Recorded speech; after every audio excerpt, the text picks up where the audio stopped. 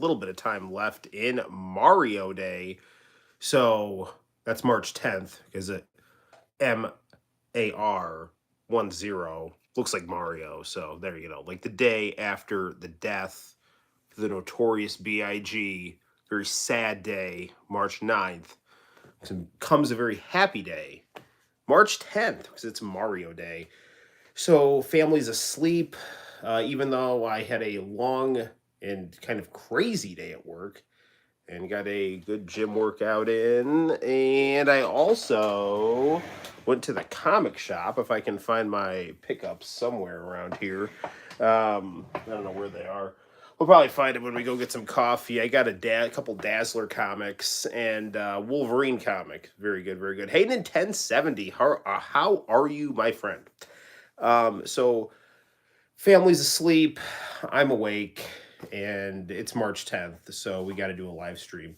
I did beat a game that we had been playing quite a bit on the stream, and that is Resident Evil Code Veronica. So I wouldn't put it past us tonight to maybe beat that game collectively live on the stream, but it's like literally Mario Day, so I think we have to have a Mario heavy stream. You just came back from dinner. All right. What'd you have for dinner, man? I am Catholic, so we have a very famous fish place called Doug's Fish Fry in Cortland, New York. The guy who runs the place is kind of famous for refusing to serve Bill Clinton. I don't know, because so when Hillary Clinton was carpetbagging, she got a cottage in Skinny Atlas. She used to be the senator of New York State.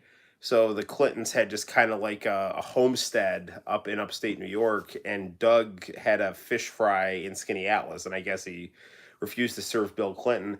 And, I'm not a big fan of Bill Clinton, but I'm not really in favor of denying people service either. So I don't really see a point in that. I would just give him his shrimp and coleslaw and say, I think you're a bit of a douche, but thank you for your service. So you're to an Italian restaurant, yes. And had penne and vodka with shrimp. Ooh, very nice. Shrimp is my favorite seafood. So I had fried shrimp and fries and coleslaw tonight and a Dr. Pepper. And I got to tell you, there's very few things quite as refreshing as a cold Dr. Pepper after a boxing workout. It's phenomenal, and I highly recommend it.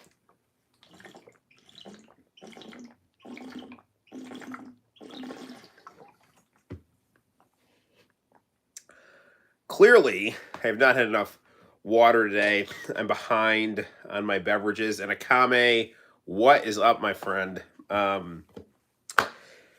We've got some All Night Nippon Mario going in the background. It is Super Mario. This is All Night Nippon Super Mario on the Famicom Disk System, being played on the Shonen Jump Gold Famicom Mini. We do have lots of original 80s Mario Karts and 90s Mario Karts if you want to play them on hardware from the 80s and 90s. But I just thought for the sake of convenience, I have two Famicom Minis, so I thought that would be a pretty nice streamlined way to play some Mario games. We have... Oh, no, it's the actual game. This Famicom Mini has Mario 1, Mario USA, which was the American Mario 2, and Mario 3. And then the gold Famicom that we have right here, I don't know if you can see it that well, that has not Mario USA, All Night Nippon Super Mario Brothers on it. My good friend of the channel, Retro Zoltan, hacked my Shonen Jump Famicom. I had a list of Famicom and NES ROMs that I asked if he could put on my Famicom Mini, and he was very gracious and did. So we have a lot of visual novels, Dragon Quest games, and All Night Nippon Super Mario Brothers. So the Famicom Disk System had the actual Mario 2, which we've played that on the channel, right? It's known in America as the Lost Levels, which didn't get released until Mario All Stars. Um, and yes, March 8th is Women's Day. Yesterday, Biggie Smalls died, and today is Mario Day, and 6 more days until Austin 316. Yes, very good. Yes, so this one's for the ladies and also for BI. That's right, we did it for BI. Now, as far as Austin 316, I do definitely respect Steve Austin as a fellow bald man. But I am in the minority of people who was not a huge Steve Austin fan in the 90s. I always preferred Hollywood Hogan, the NWO, and Sting to Stone Cold Steve Austin. And obviously, you can like both. But I always felt that Stone Cold's character lacked depth. However, I really did enjoy Steve, and this is going to sound ridiculous, but I think Steve Austin is a very talented performer. I really enjoyed the heel Steve Austin that was obsessed with Vince McMahon, and then they did Austin Appreciation Day, and they played like "Did You Ever Know That You're My Hero?"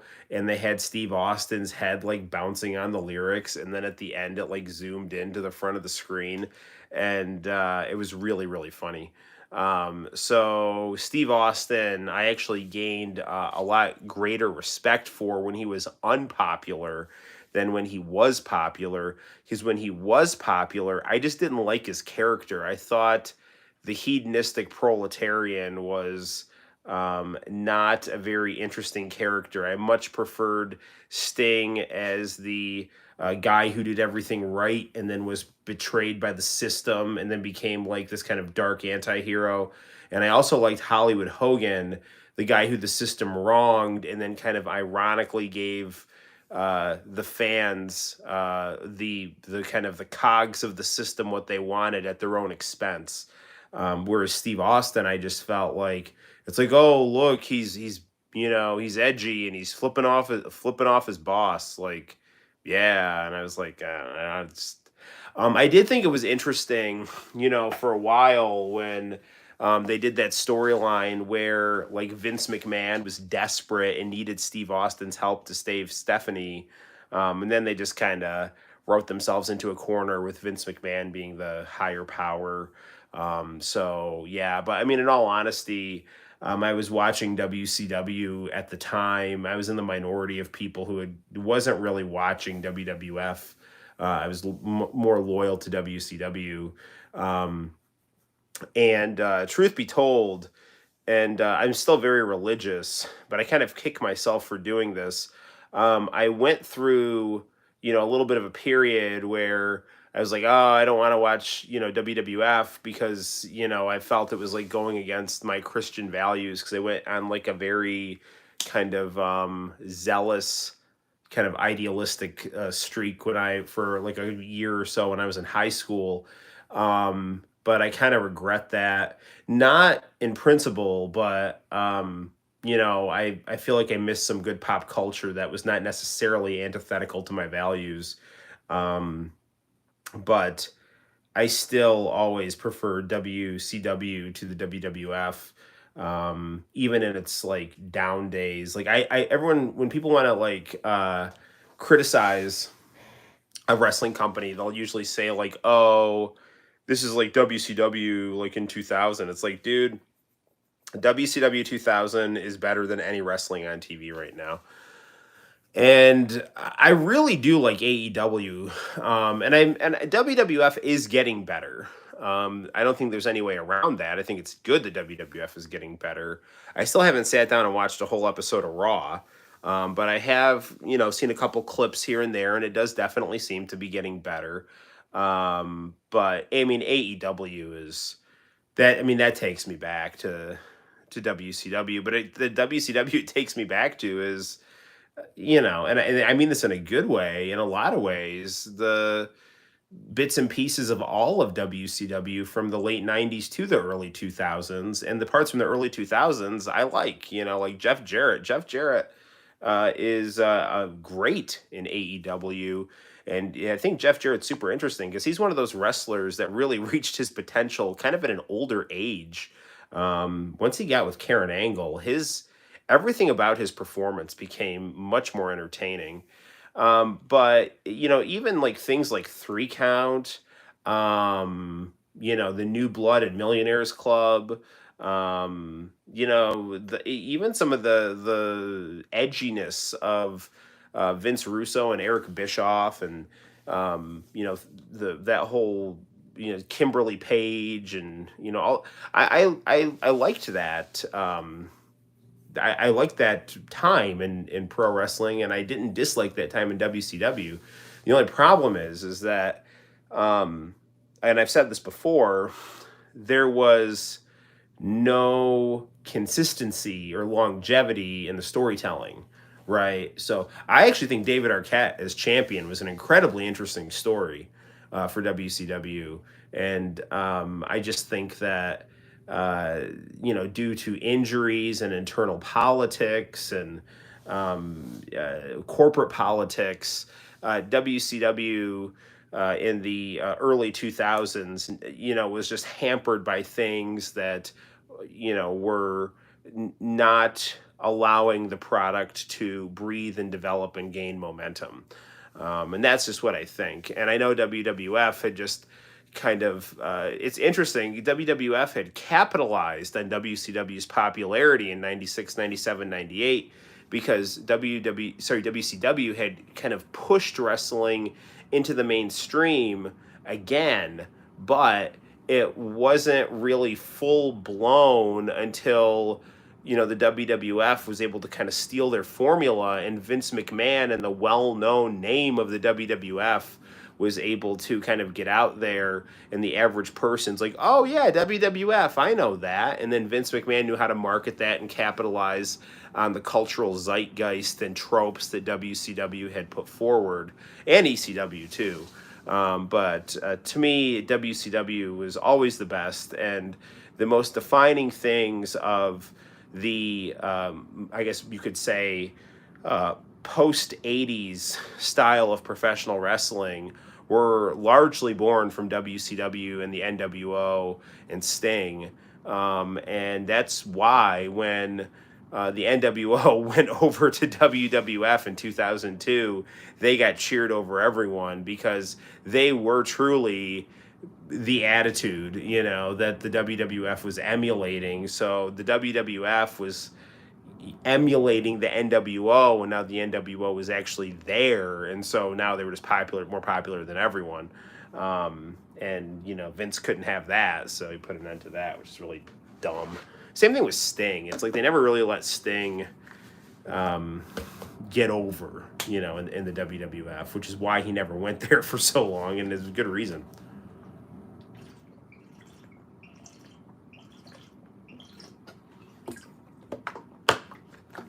Further on the topic of pro wrestling, there's lots of rumors about the Elite's contracts coming up. All I can say is Stone Cold and Rocky were the best on the mic. I always liked The Rock. I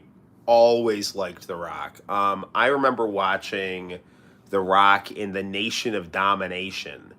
Like, out of all the Attitude Era people, right?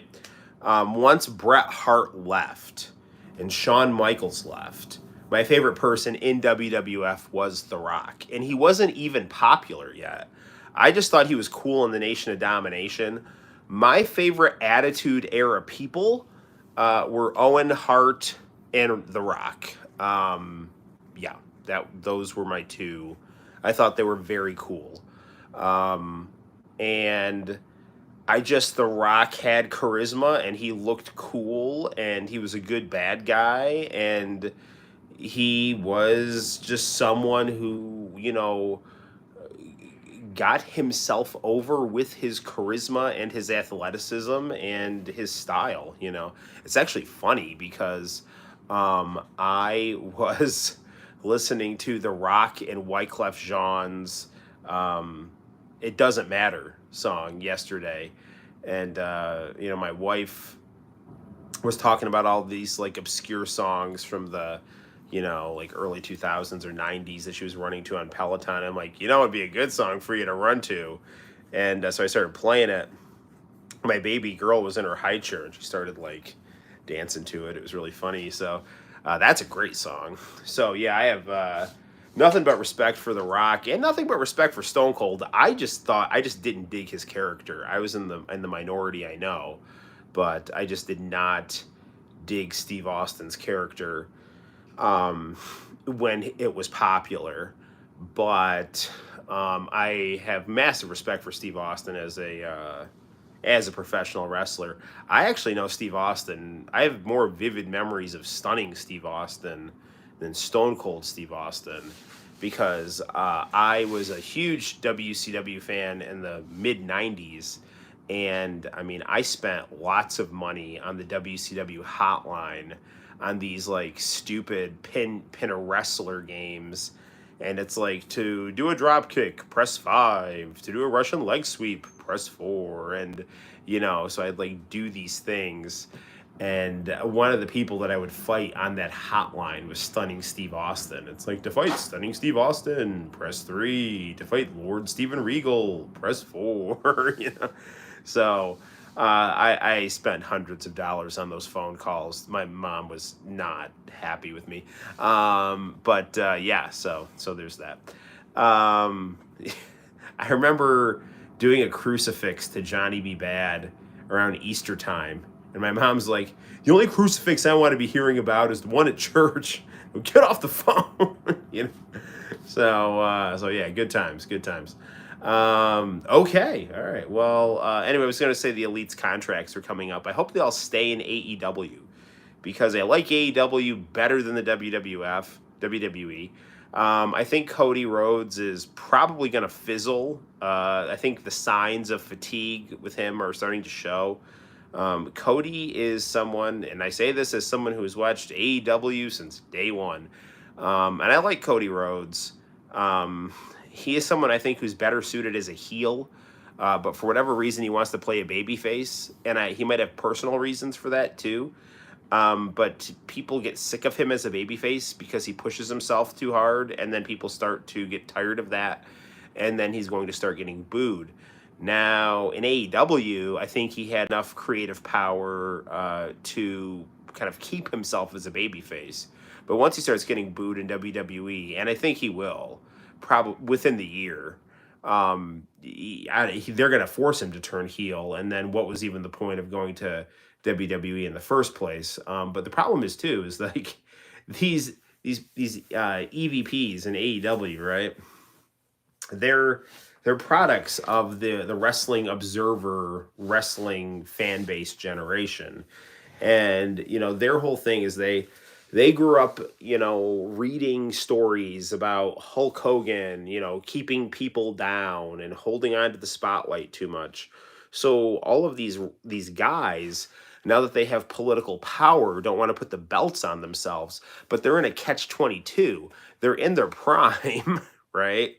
They're in their prime, so they should have the belts, but they're in charge of the company. So if they put the belts on themselves, they look like they're being selfish. And then that opens up criticism from WWE trolls who just want to hate on everything AEW because it's a threat to their brand, and these kind of Jim Cornette acolytes and things like that. So it gives them an excuse to go after these people. And so I remember hearing something like Cody Rhodes saying, well, how many times can I win the TNT title? It's like, you created this stipulation that you would not be the AEW champion.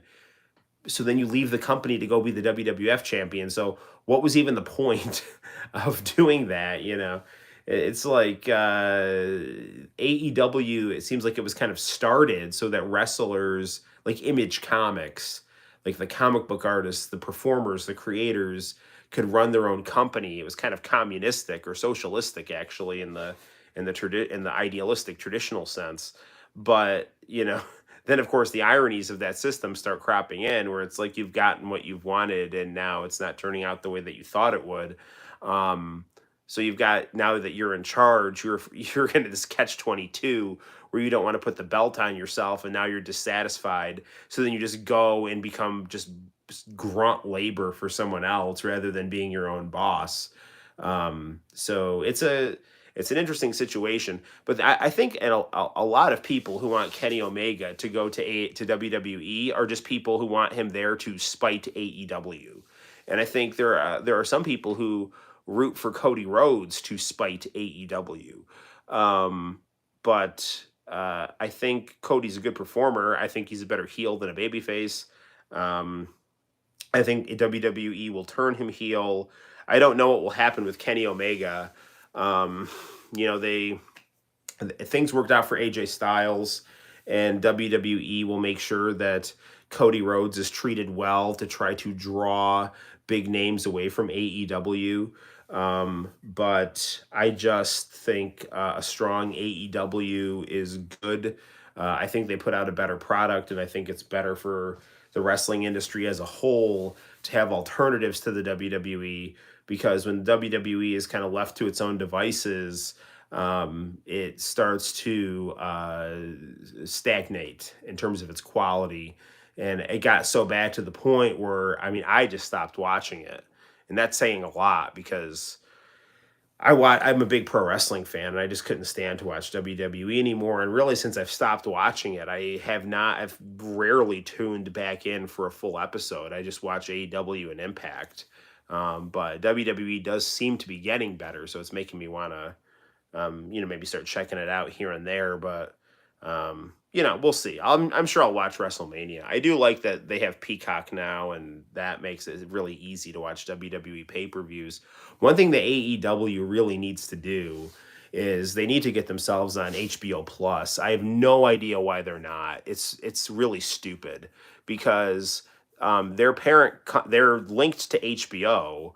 So why wouldn't you do that? Like, why wouldn't you do a system where you're on HBO Plus, and that would be your equivalent of Peacock? You're already with the same corporate entity, so just do it. Like, I ended up missing the really good AEW Revolution pay-per-view just because I'm short on money with my paycheck. I mean, like, that pay-per-view was like $50. Like, I have to make $50 last on my next paycheck, because I have to, do things like buy dinner for the family and buy gas, So like, I would, but if the family just pays like $10 a month or something for HBO Plus, or $20 a month for HBO Plus and Peacock, you get your WWE and your AEW. And they should really do the same thing with Ring of Honor too. Although I am seriously considering getting Honor Pass just to watch the new Ring of Honor show, because they do have. It seems like they have a pretty good roster for that. And it'll be interesting to see how it pans out. And Claudio Castagnoli is another wrestler that I like a lot. I really like his style. I like the bald and the stubble, obviously. So, all right. Well, I've talked for about 24 minutes about pro wrestling and various things. Hopefully, I haven't driven off potential viewers. Why don't we? I got a pot of coffee brewing in the other room, and I've got some Mario All Night Nippon going right here. So to commemorate Mario Day, we'll see if we get to some Code Veronica tonight or not.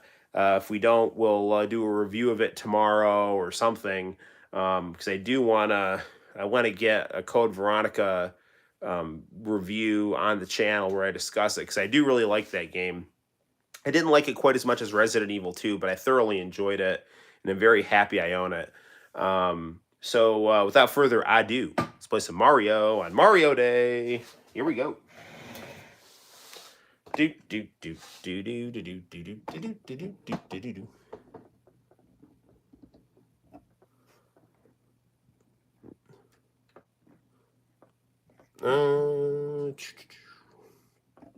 Okay. Got our Famicom. Got our controller. Got our start button. Got our chat going. And here we go.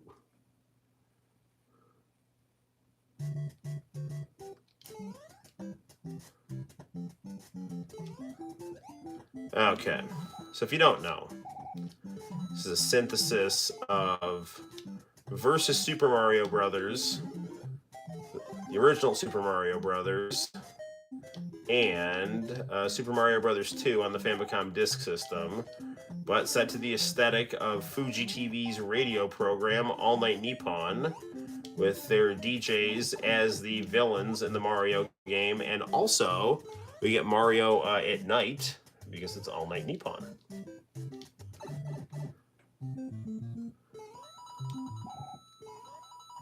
It would be fun to get an actual floppy disk of this game.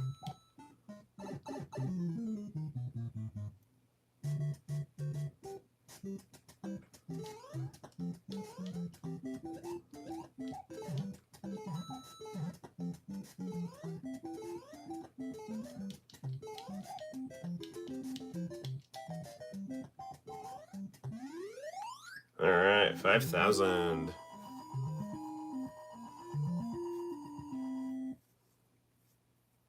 Oh yeah, we get the Fuji TV logo for the little flag instead of the star.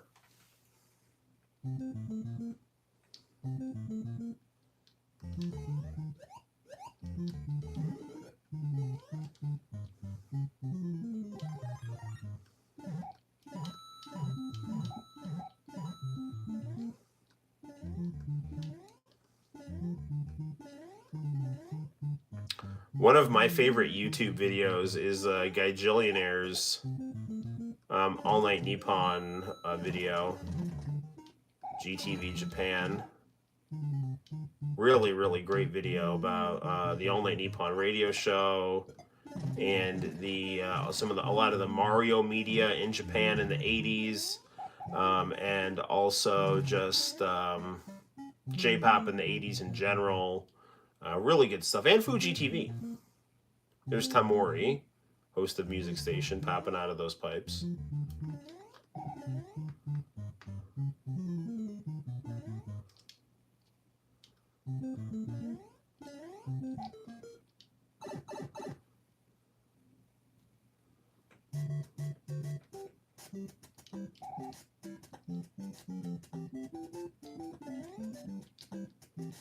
I love Tamori.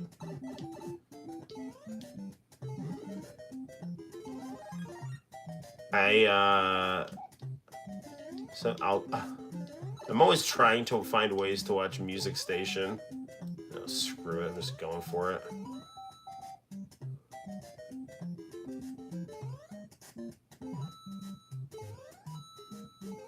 Darn it.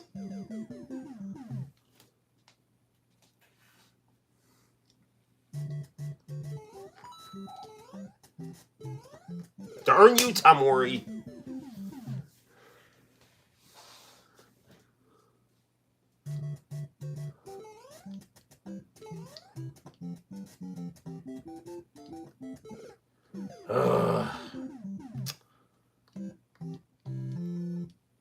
Alright, let's try that again.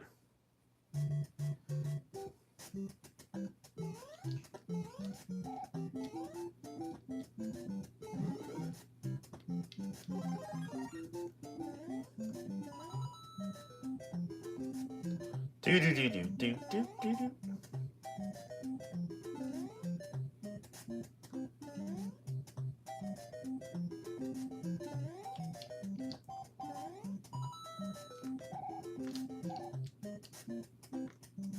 Gosh darn it.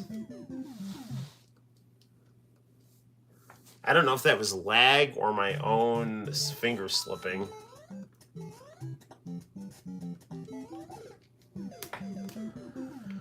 Okay, Noel, come on. We gotta keep her cool here.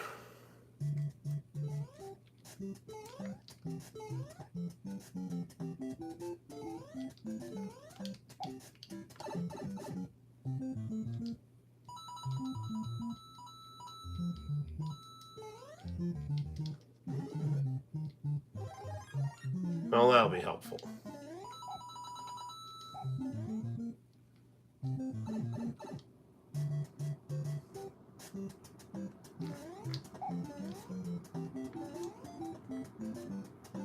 See ya.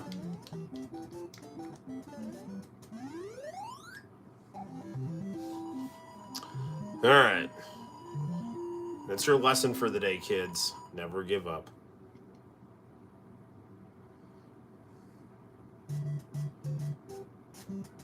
Doop, doop, doop.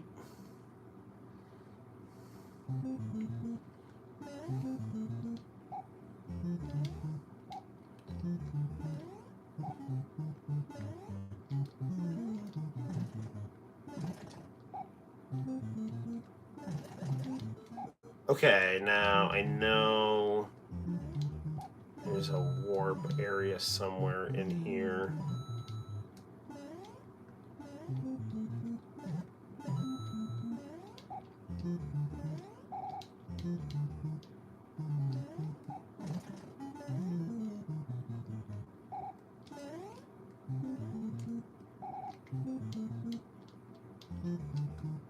There it is. Did I screw it up?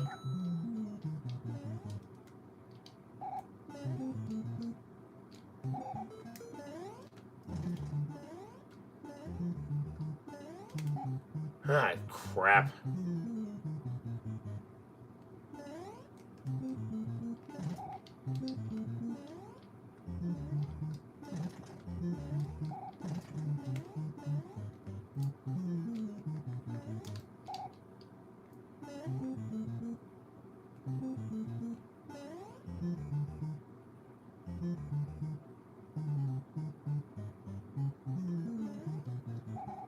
I always miss the Warp 8 one.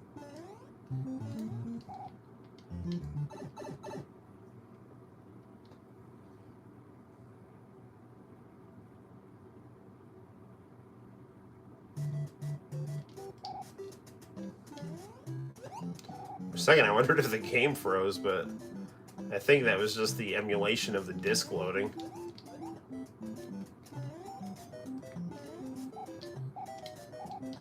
Oop.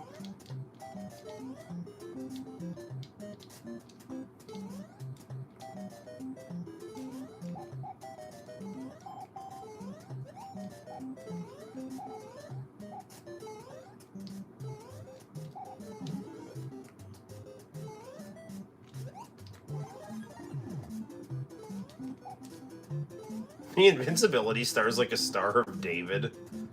That's gotta have something to do with Fuji TV.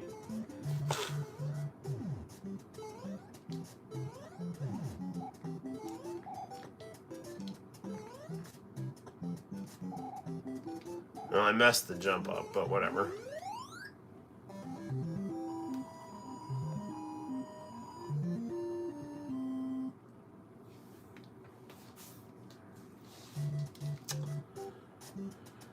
Okay, let's be careful here.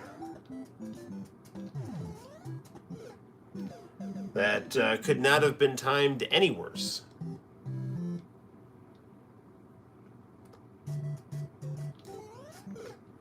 No, that could not have been timed any worse.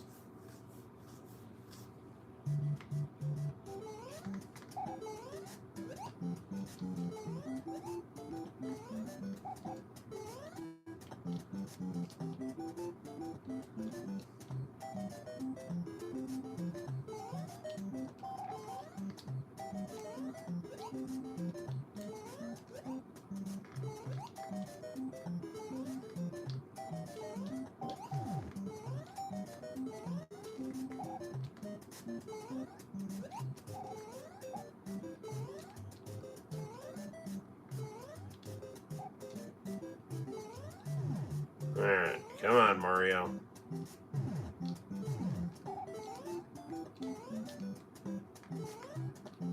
Alright, there we go.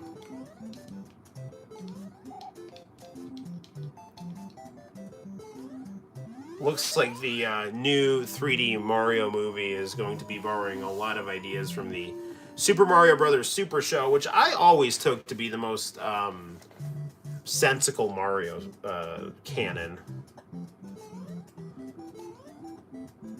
Oh, they did really like... I also liked the weird Japanese movie, too. Where Princess Peach married a dog.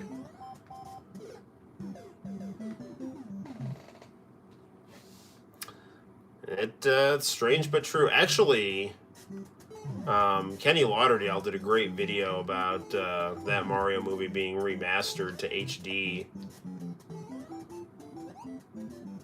Yeah, there we go.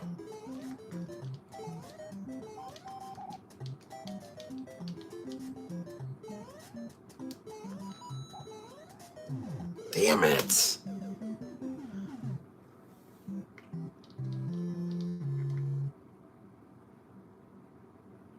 What does retry do?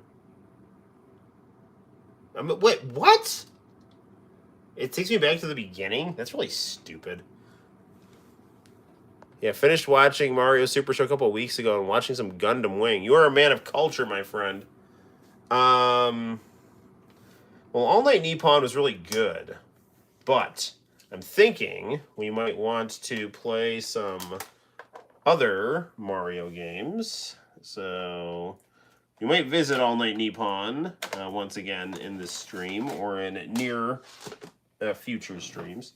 Why don't we hook up our red and white Famicom here.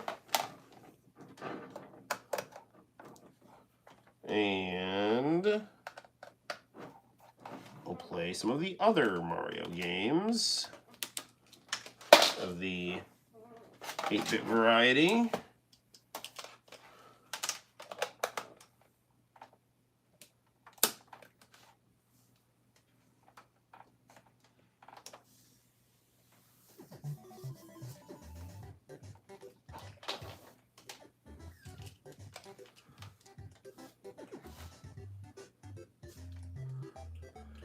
Okay, let's play some Mario USA. This is a up close. I'm sure you've already seen it, but this is the Gold Shonen Jump Famicom. So Famicoms tended to have a yellowing effect, so they made an all shiny gold one that kind of is like a really pretty version of the yellowing effect with the Shonen Jump logo and a bunch of Shonen Jump games because Shonen Jump and Famicom had a nice relationship, and so. Thanks to my good friend Retro Zoltan, I was able to get a lot of the text-based games, English language versions, and more. But let's play Mario USA here.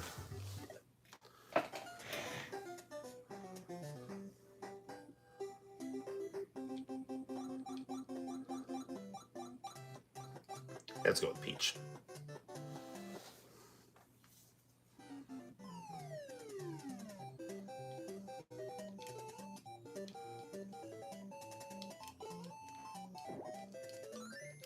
Speaking of the Mario Brothers Super Show, I mean, that show is basically based on this game.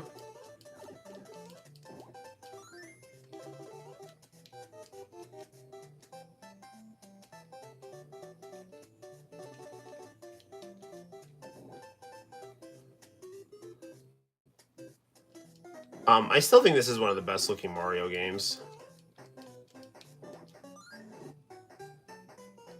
I mean, it's definitely the best looking Mario game on the Famicom NES.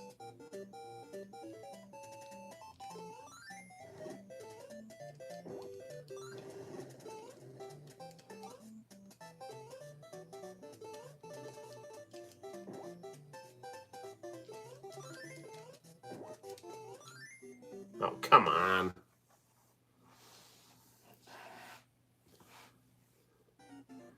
Another really good Guy Jillionaire video is on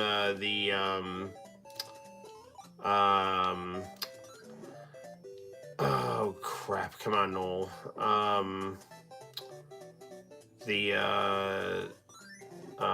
It's the Japanese festival that this game was based on. Yume Kojo.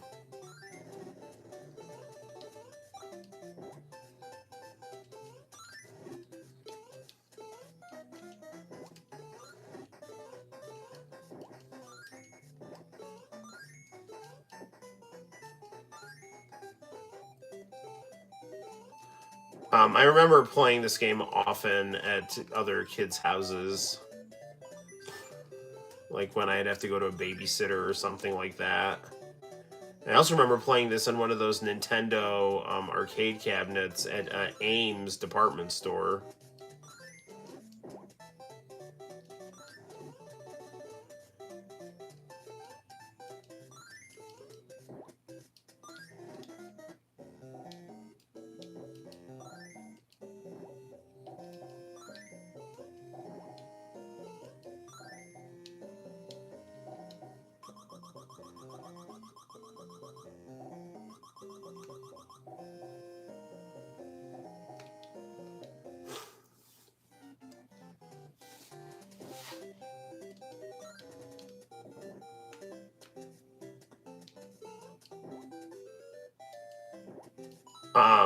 The other great thing about this game, I have a memory of being in kindergarten and getting a Mario calendar for like 1990, which I actually have one of the pictures of up in my room. It's like Link running away from trees, like the autumn trees in September. It's like kind of like running away from the school year, which as a teacher, I really like to. I find that picture very amusing.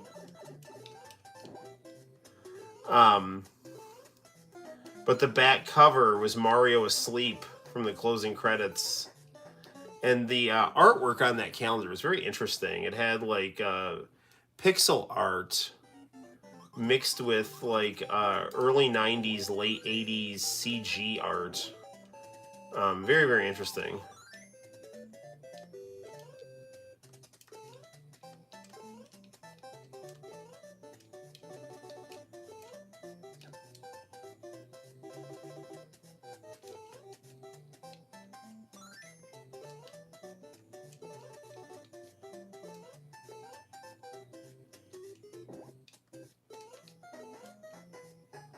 I was so used to playing the original Mario. It took me a while to figure out exactly like this whole like picking stuff up and throwing them at people. Like wait, why can't I just jump on them?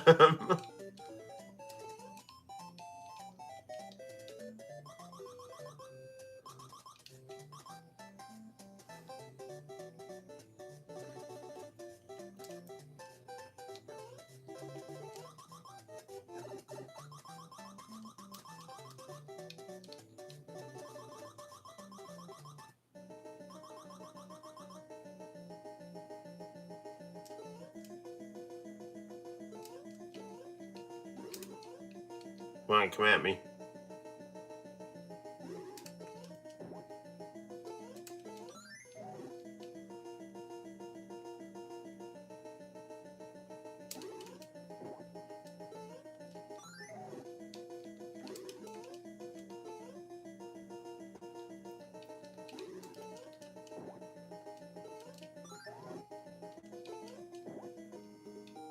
There we go. Why do people choose Peach? Hey, Josh, how you doing, man? Why do people choose Josh and why do people choose Josh in Super Mario USA? Because Josh has a stunning man bun. But why do people choose Peach in Mario USA? I don't know. Because she can float and it's a girl, you know, and it's like anytime a guy's playing a video game, he's like a woman, like, you know. So that's basically it.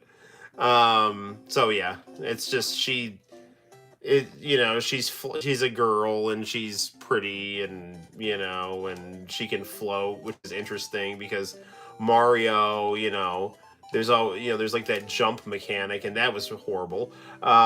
So yeah, so that's why people choose Peach. So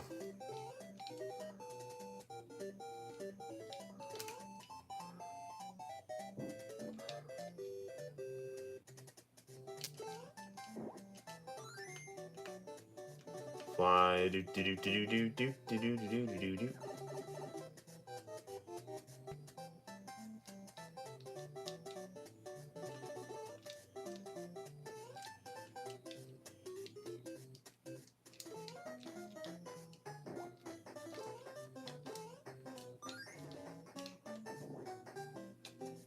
No, Darn it, I had to jump.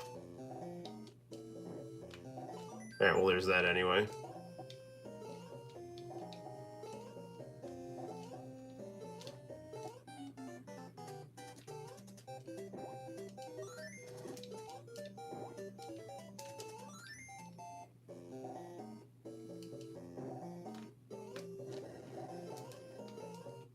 Darn it! These stupid Yume Kojo masks. Josh is doing well. That is good. It's the weekend. Let's relax and enjoy it.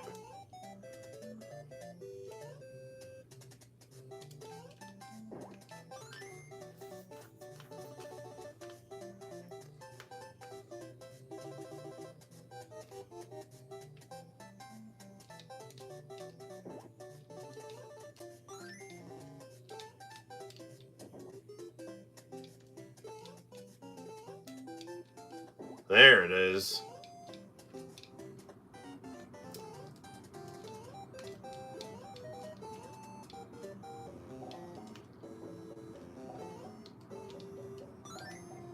Well, that was a whole lot of nothing. Alright, let's get that stupid key now.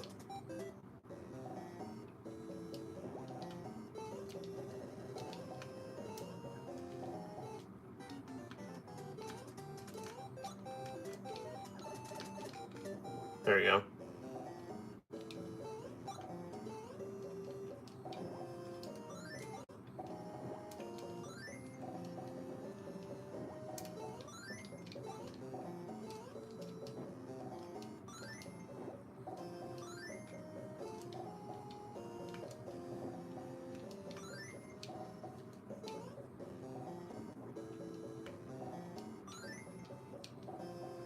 So just stand back a little bit here.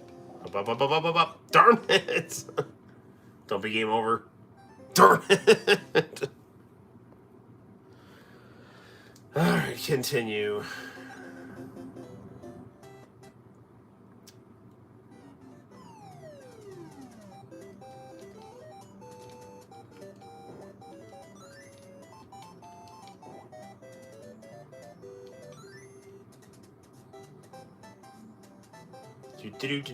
Do.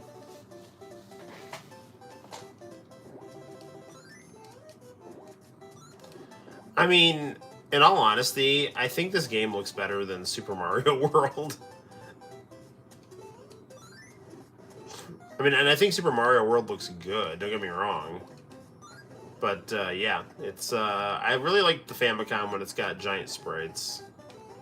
Giant pixelated chibi anime sprites. That's how I like my Famicom.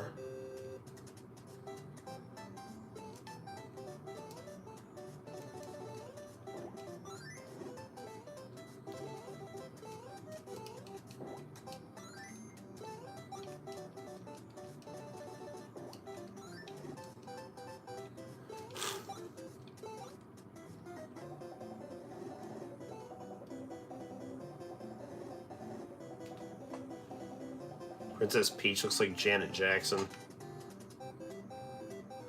Because, you know, she looked African-American there. Alright, here we go. Nasty boy. My name ain't Baby. It's Janet. Wait. Miss Jackson and it's Janet if you're nasty or something like that. I don't know.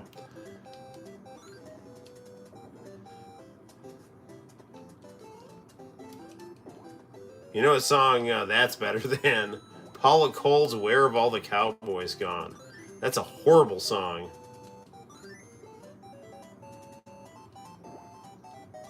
I mean, it's like better than her Dawson's Creek opening, but, you know, that's not too tricky. Although, you know, when I was younger, I really wanted my mom to let me watch Dawson's Creek, but she wouldn't, because it was considered too edgy. You know, and so then I ended up, you know, getting the WB, and like it was like okay, but we also got the international channel at the same time, and then like international channel was like way better than the WB. And Dawson's Creek, like, was fucking horrible toward the end. It was, like, the stupidest show. It was, like, cool when they were in high school for, like, the first season, you know, and Dawson was, like, this, like, nerdy filmmaker kid, and Pacey was dating his teacher, you know, and, like, Katie Holmes. There's, like, two, you know, kind of, like, pretty girls and stuff. Like, that was, like, a really good season of that show, and then after that, it just got progressively worse. And like toward the end when they were like all yuppies and shit, like it was like horrible. They were just all like super obnoxious and stuff. Like I hate young urban professionals, you know, that like are out of touch with the proletariat, you know, like I don't like pretension. That really, really angers me.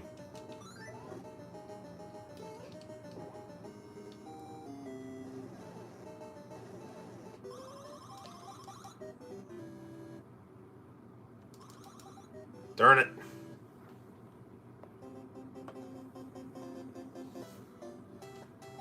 Alright, Peach.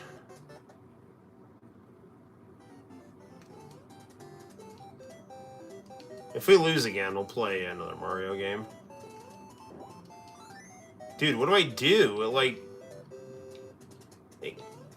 I think I found a glitch here. Does that come back?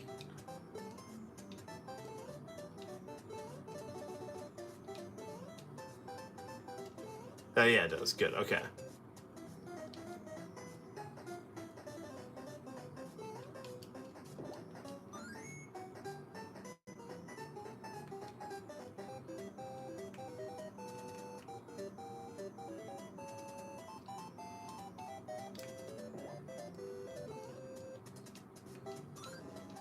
Alright, here we go.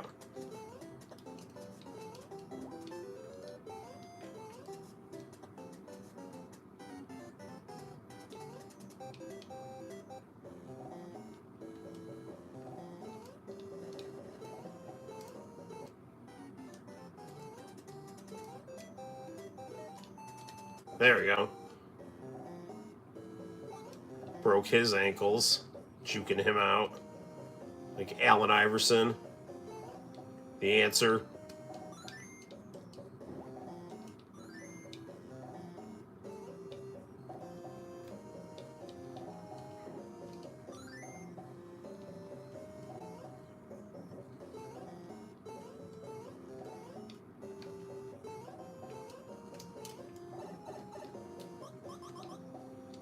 Darn it!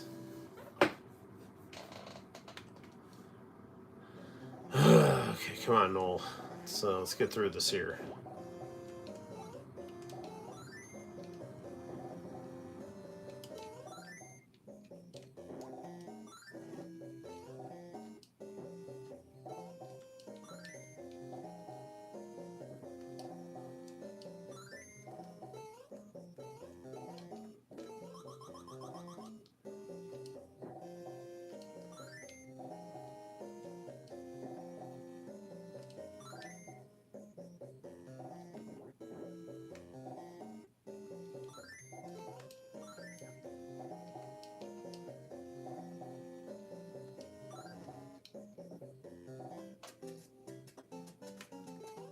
Darn it. Can't get down there.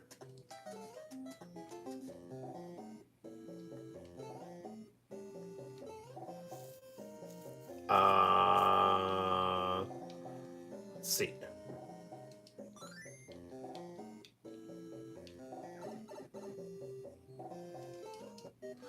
Darn it.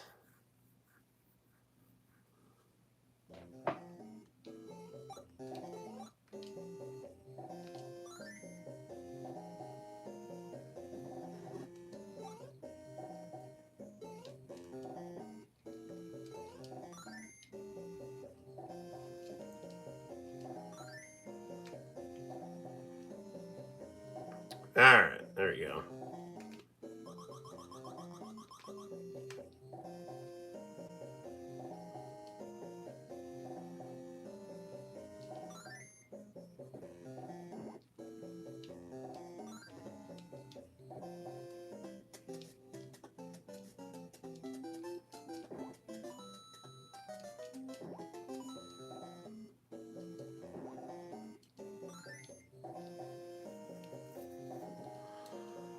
Okay, this should do.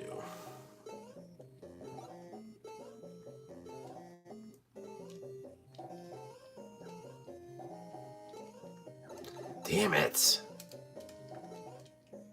There we go. Woo.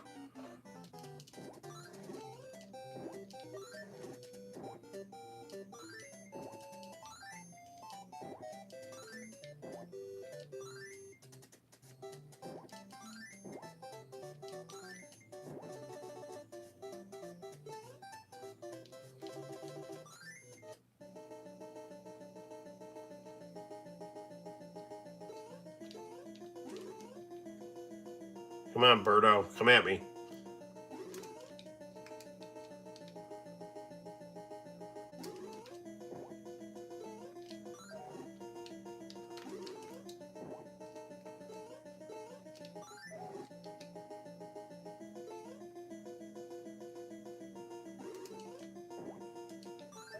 There we go.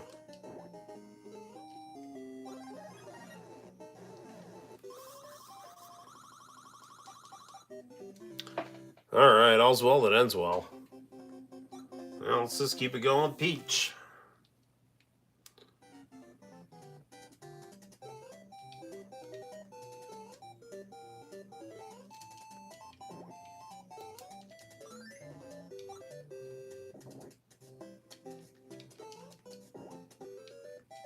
Well, that'll help.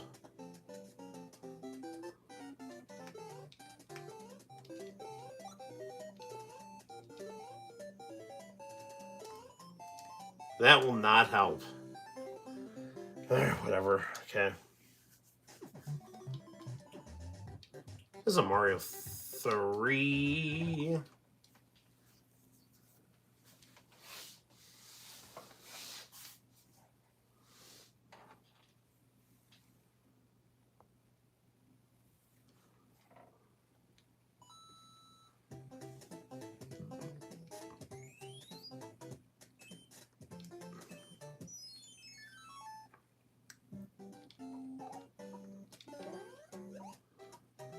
The Mario 3 cartoon was not anywhere nearly as good as the Super Mario Brothers Super Show.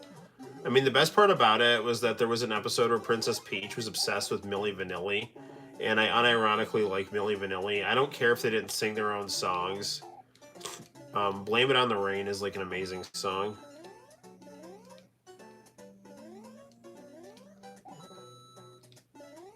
And I'm not just saying that. My son's hot take is that Blame It on the Rain is better than the Police's Every Breath You Take. And I like the Police's Every Breath You Take, but I think he might be right. This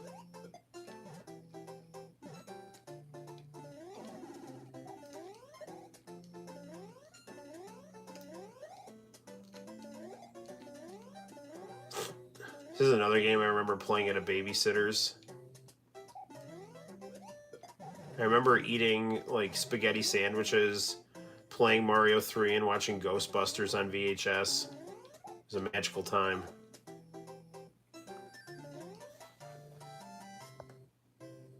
My favorite Mario game of all time? Yeah, it might be the best one. I really like to relax to this game, actually. I find this game very relaxing.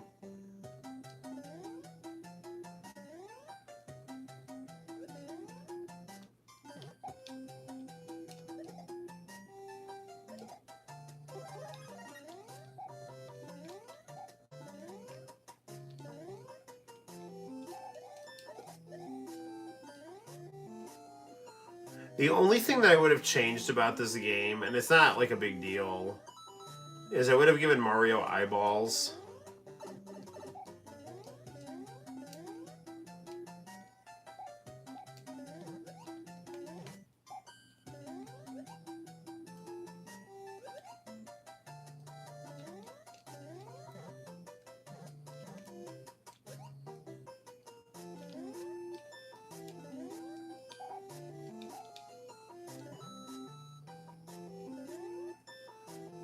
I don't think the Philips CDI has any copy protection.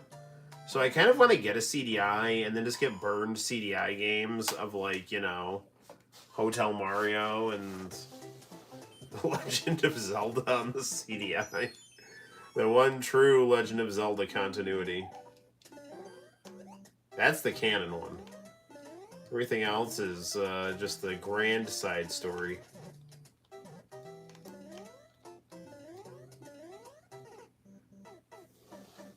Suppose I deserve that, but I don't care.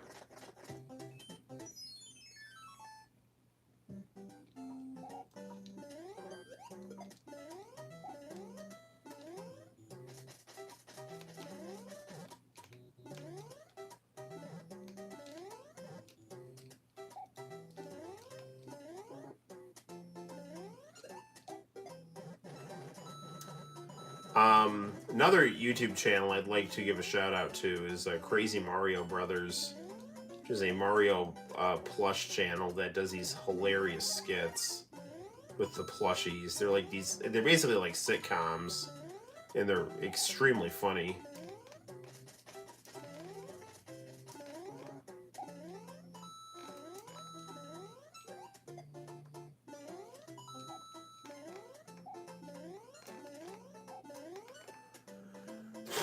Wee.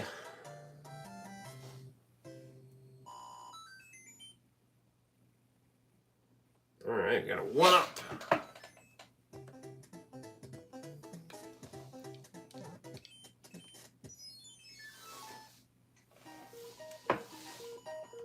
Toad is wearing his MC Hammer pants here.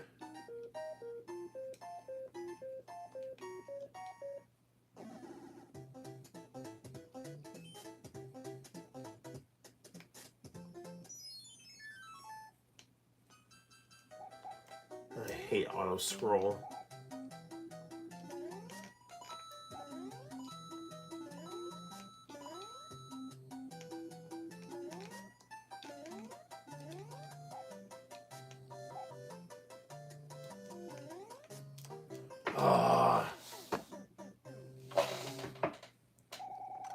Sorry, I didn't mean to jerk the camera there. I'm gonna grab a drink of water here.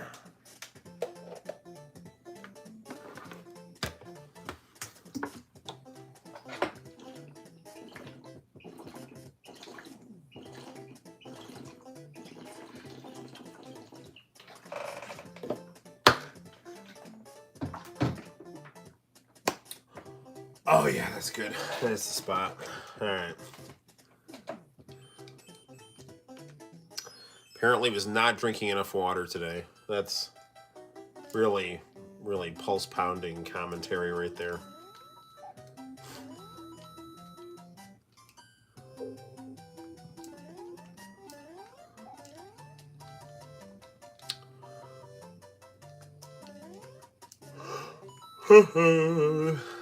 Do do do do do do do do do do do do do.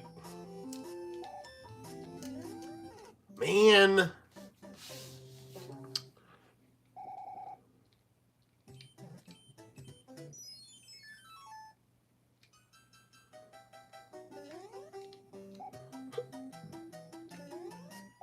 Okay, come on, Noel. Hold it together.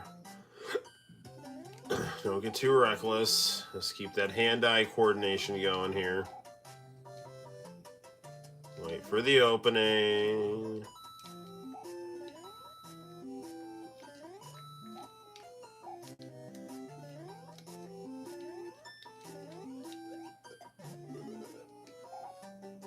Okay, don't get careless. Just a mushroom.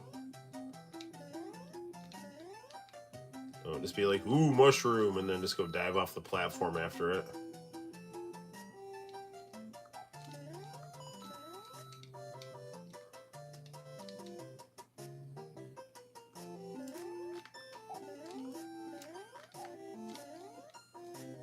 Right, come on.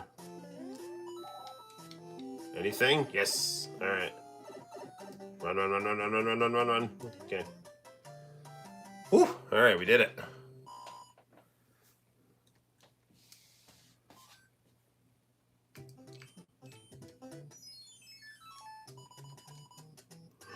Okay.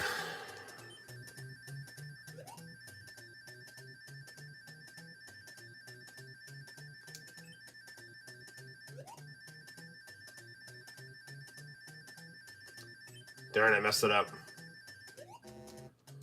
Ugh.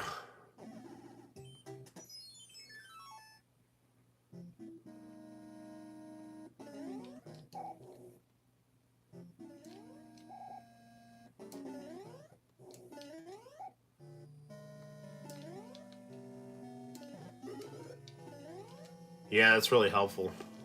All right.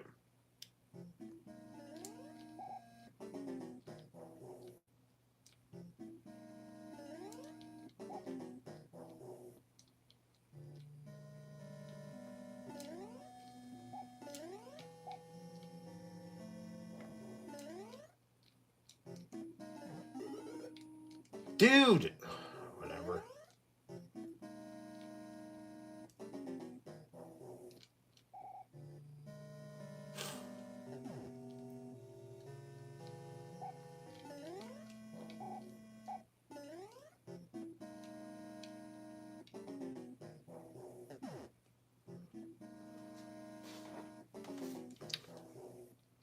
All right.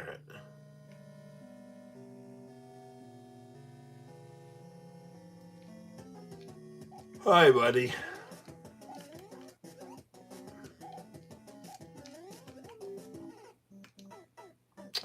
Well, that was no good.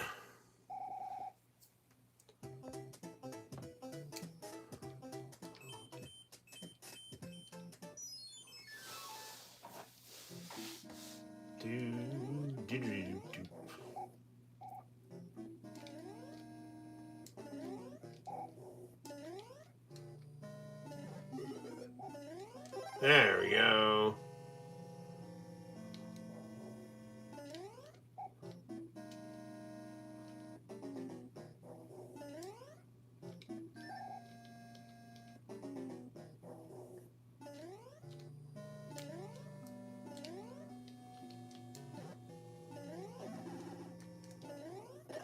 Alright, now all we gotta do is just duck down now that we're a little bigger. Actually, I don't even think it matters if you duck down, but it's always good psychologically, you know? Woo, woo.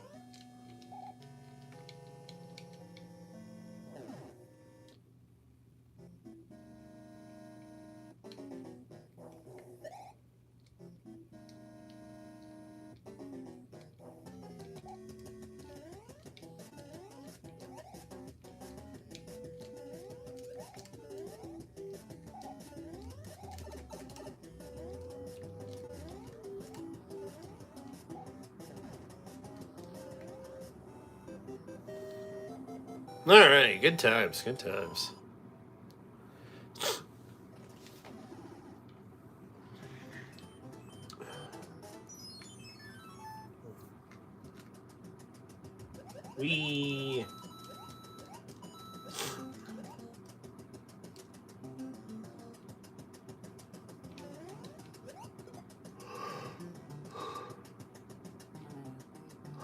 We should watch the Sonic Extreme commercial with Mario where he's all mad that Sonic is, I don't know, on the Sega Saturn and he's like a mafia boss. So we all know Mario's got a terrible dark side. We saw that in Donkey Kong too. Ooh, we should also play Donkey Kong, by the way. Darn it, I thought it was small enough to get past that.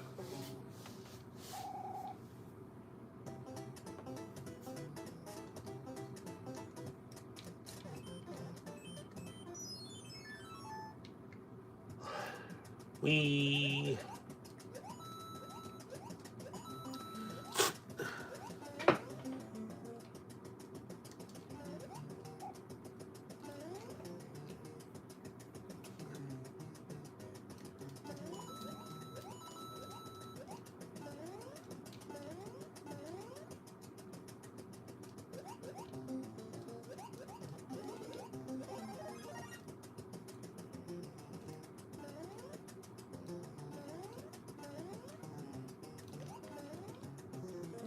Alright, we...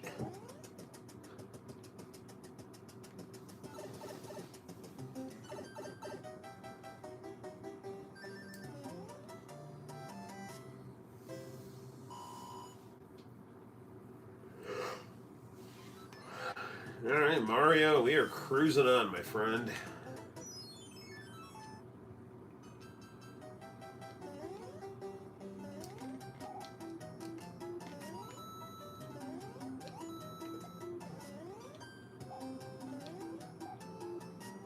Oh, I hate this thing here.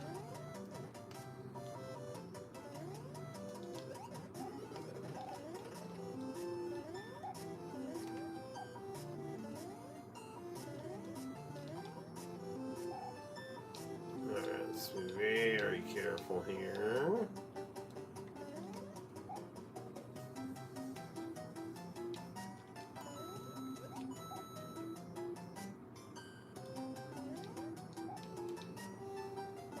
No, no, no, no. Damn it. That's what you get for being impatient. Alright, let's reset. Alright. Why don't we play some Donkey Kong? I love the Famicom. You can go really old school, play some original Mario Brothers, actually. Let's try that.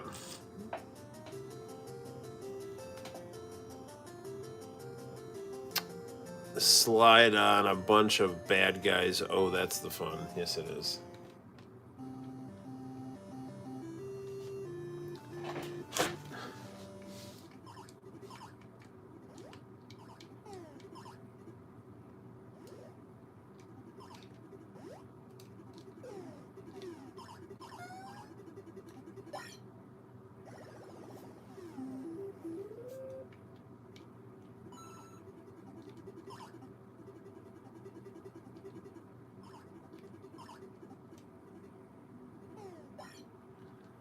Yeah, I forgot.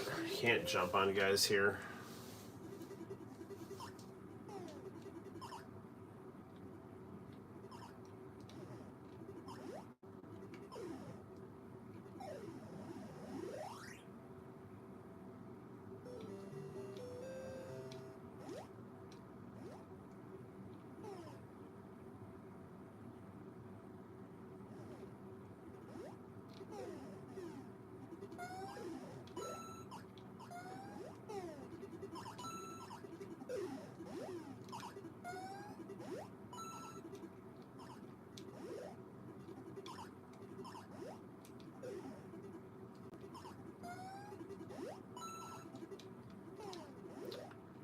Should get a ROM of that weird Mario on the Coleco, not ColecoVision, on the Commodore 64.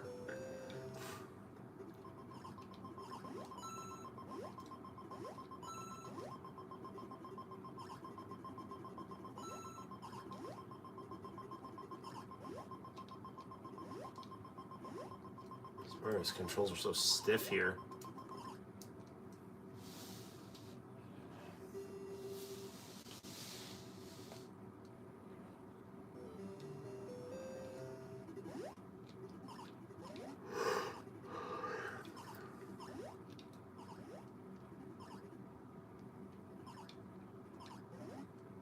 Darn it, Mario. Okay. We'll give this another whirl here.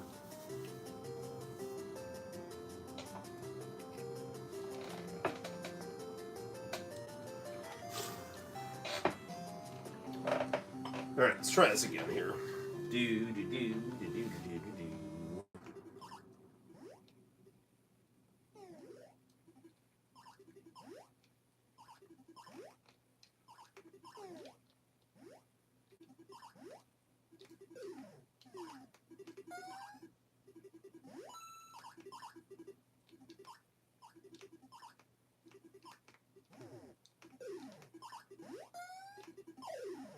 There we go. Well, one down.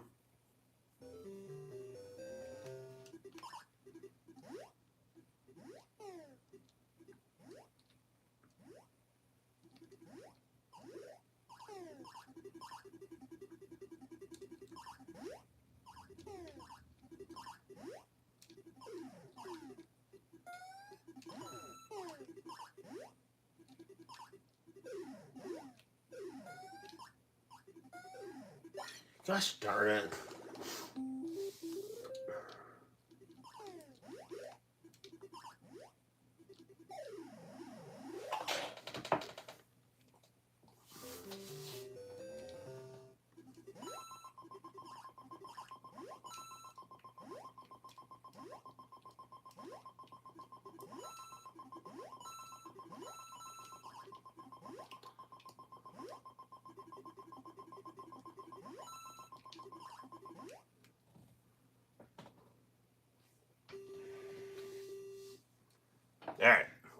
See if we can get these other bad guys here.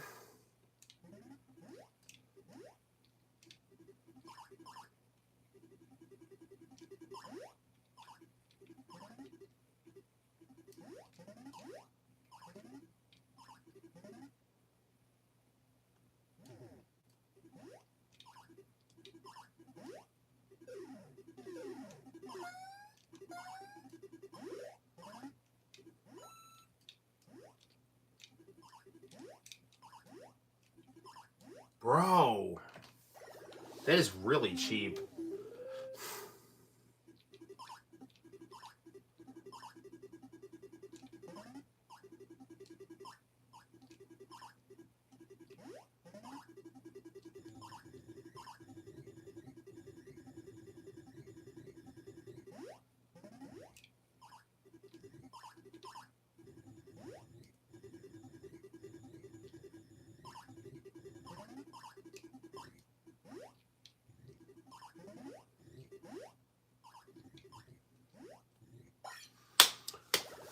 Okay.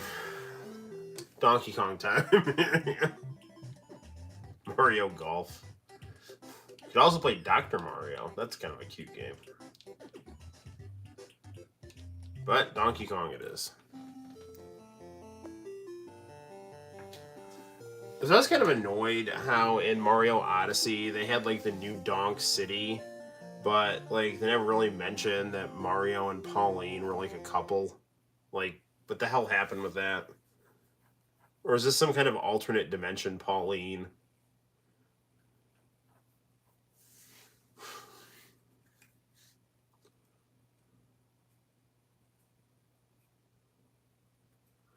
I mean, there's like the Saturday morning Supercade with Mario and Pauline. I mean, that was like an interesting show. Like, I don't know. I mean, Donkey Kong had this like weird love-hate relationship.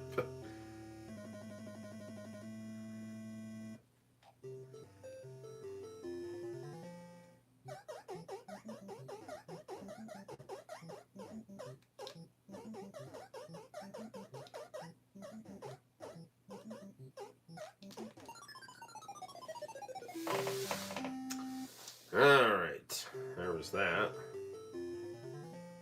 Honestly, my best Donkey Kong is Donkey Kong 3. That one doesn't even have Mario in it, but I like that one the best. I like them all, but...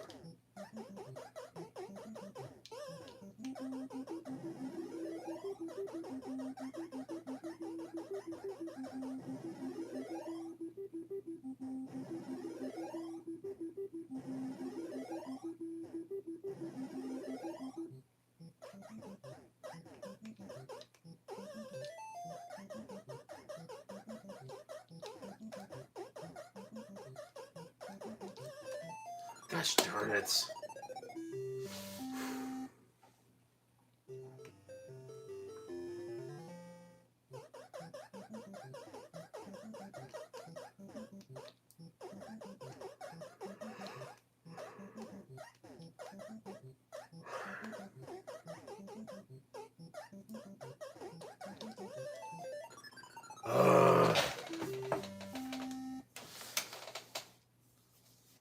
Trying that again. All right, the cozy little Nostro. Pauline couldn't marry Mario because he was Catholic. Why? What's Pauline's deal? She Baptist or something?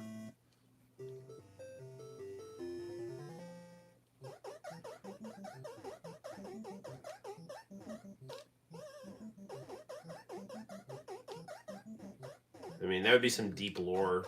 That was the reason.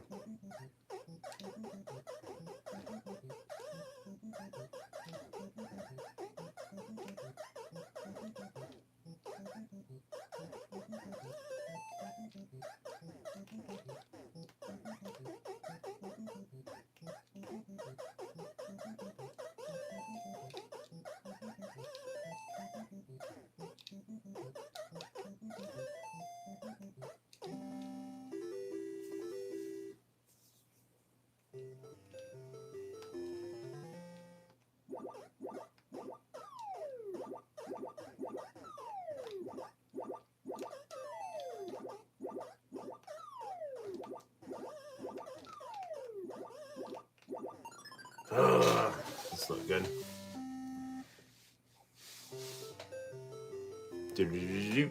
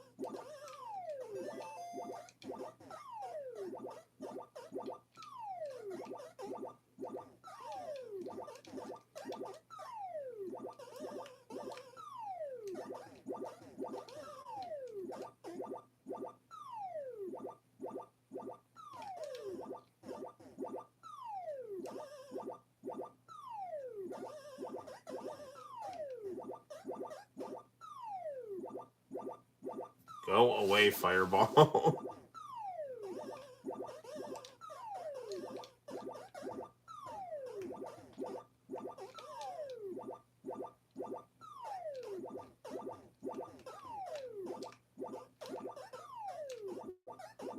Damn it!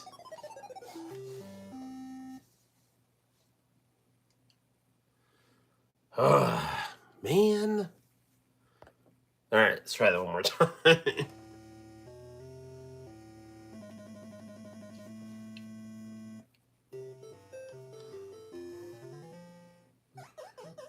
We have Donkey Kong 2 on the ColecoVision, which is the best version of Donkey Kong 2, in my opinion. What the hell was that?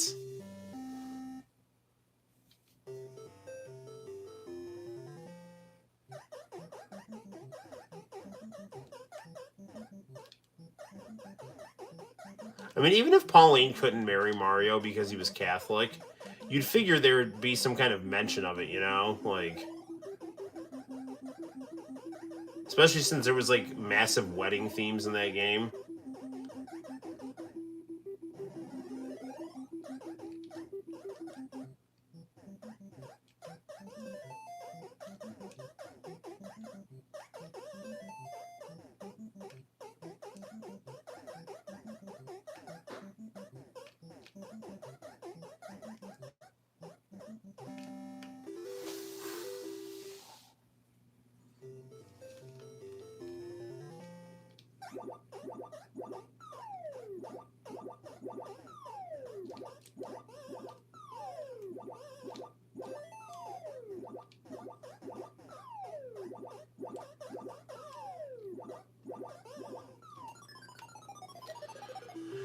Oh, man. These older video games, everything has to be just so...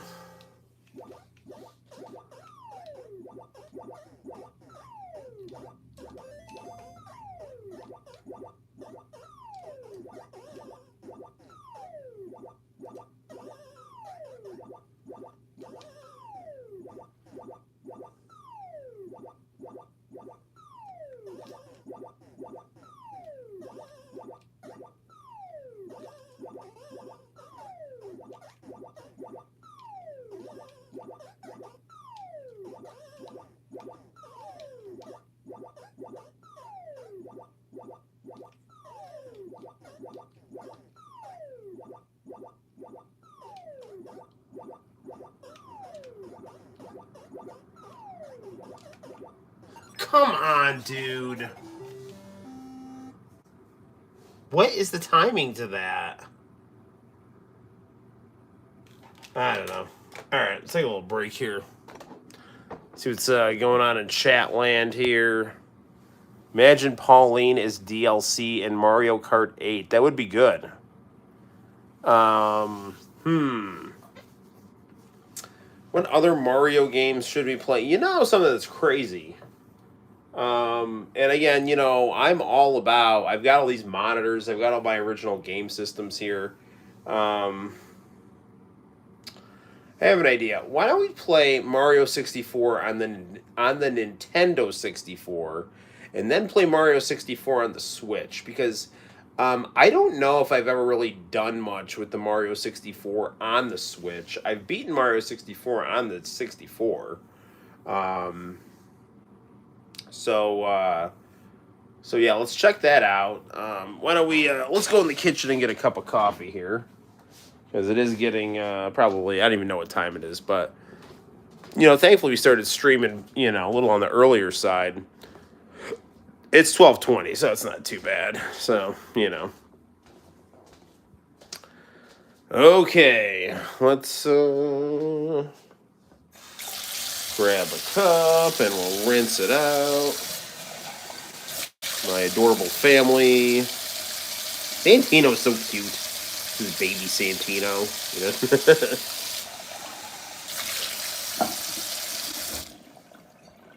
Do. I mean, if we don't get to Resident Evil tonight, we'll still stream the ending. But it would probably be like do a review of Resident Evil tomorrow, and then I don't know if I would stream tomorrow or then just do it on the next stream. But I definitely want to I definitely want to stream Resident Evil Code Veronica. So,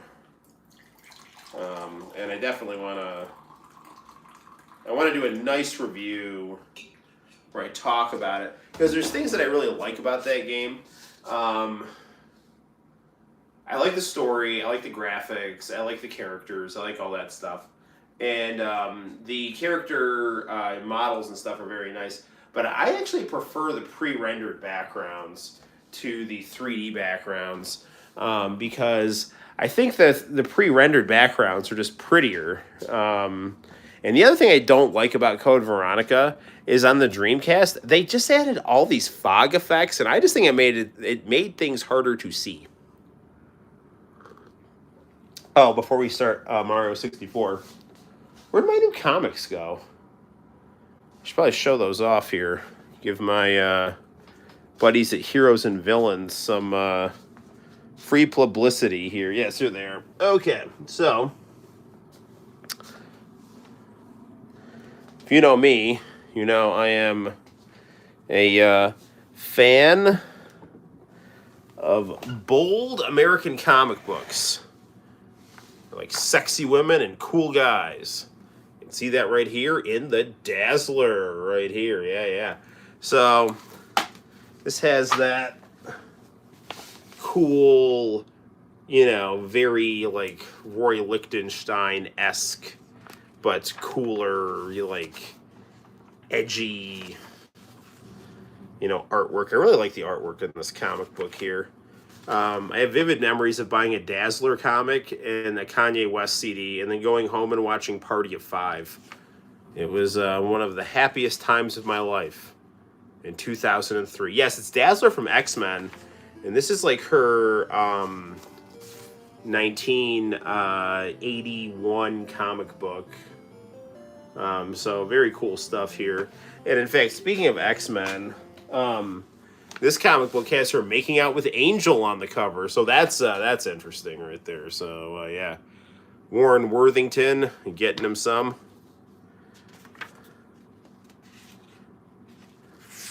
Looks like they're fighting Dr. Octopus in this one.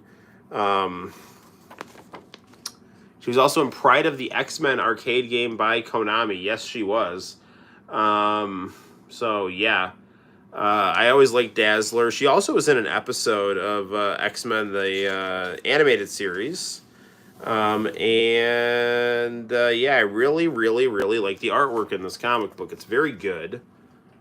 She's sexy. The colors are bold.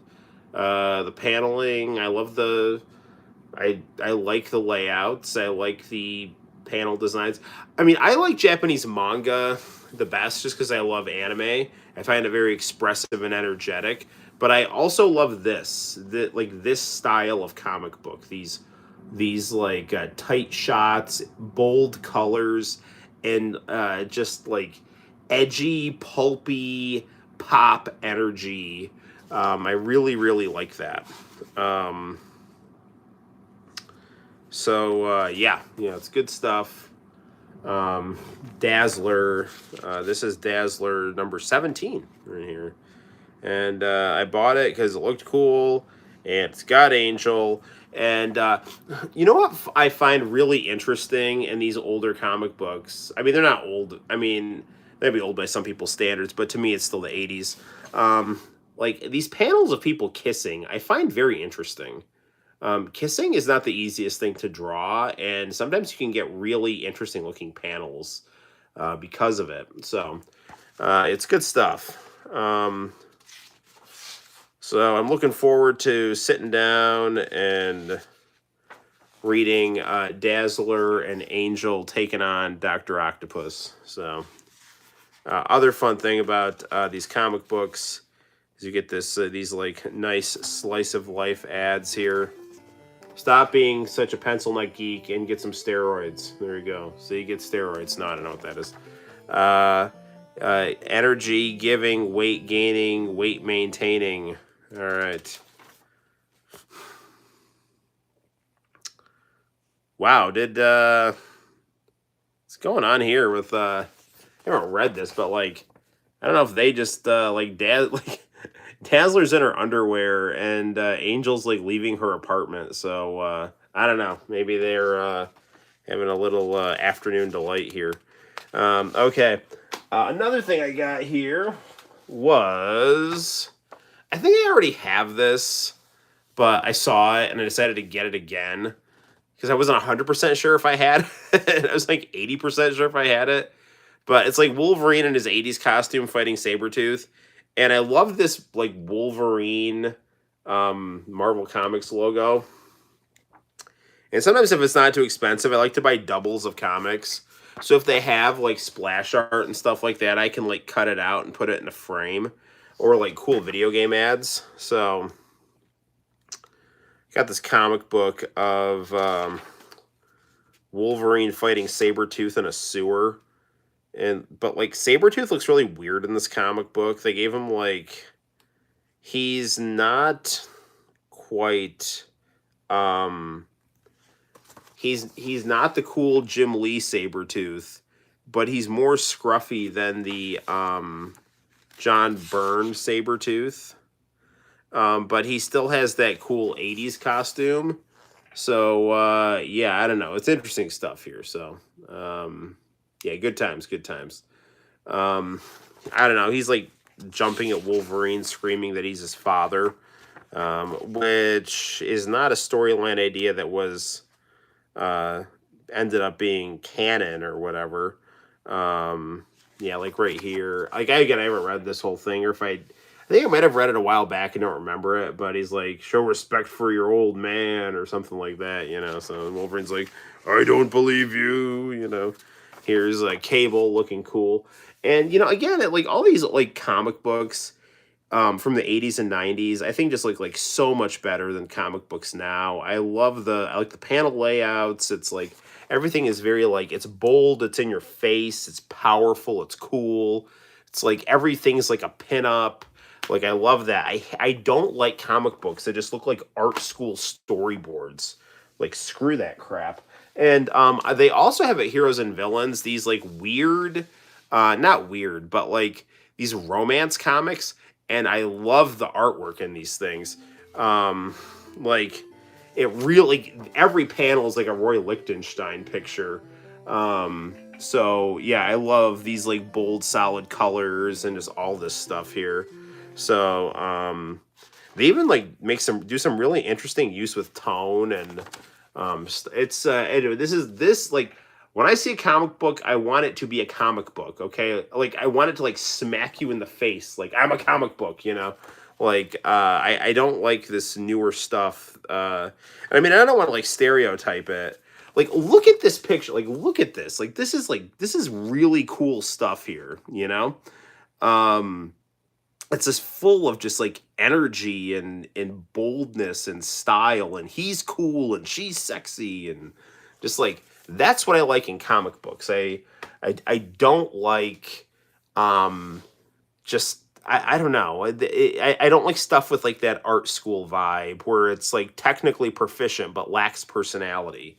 And you know, I was talking to Steve, the guy who owns Heroes and Villains, By the way, there's a new video of me drawing heroes and villains. It's me drawing Batman, Michael Keaton Batman, and Billy D. Williams Two-Face. So check that video out. Me and Santino chatting about stuff. And then there's like, I clipped a section out of it where I'm talking about forced diversity in comic books. Hang on one second, I'm gonna grab my coffee. So the Michael Keaton Batman is my favorite Batman. And when I saw that Billy D. Williams was playing Harvey Dent, I was really like looking forward to seeing Billy D. Williams play Two-Face. And I'd also heard that Marlon Wayans was supposed to play Robin, and Above the Rim is one of my favorite movies. So I thought it would be like really cool for Marlon Wayans to be Robin. And it just so happens that like both of those guys are black, okay? But like I like those guys because they're cool. I don't care that they're black. You know what I'm saying? Like now in comic books, it's like, or anything, it's like they're trying to like check these diversity boxes rather than just have the people just be cool. And if they happen to be, you know, a person of a different color or, you know, a different belief system or a different orientation or whatever, or a woman or whatever, like if they're likable and cool, then people will like them.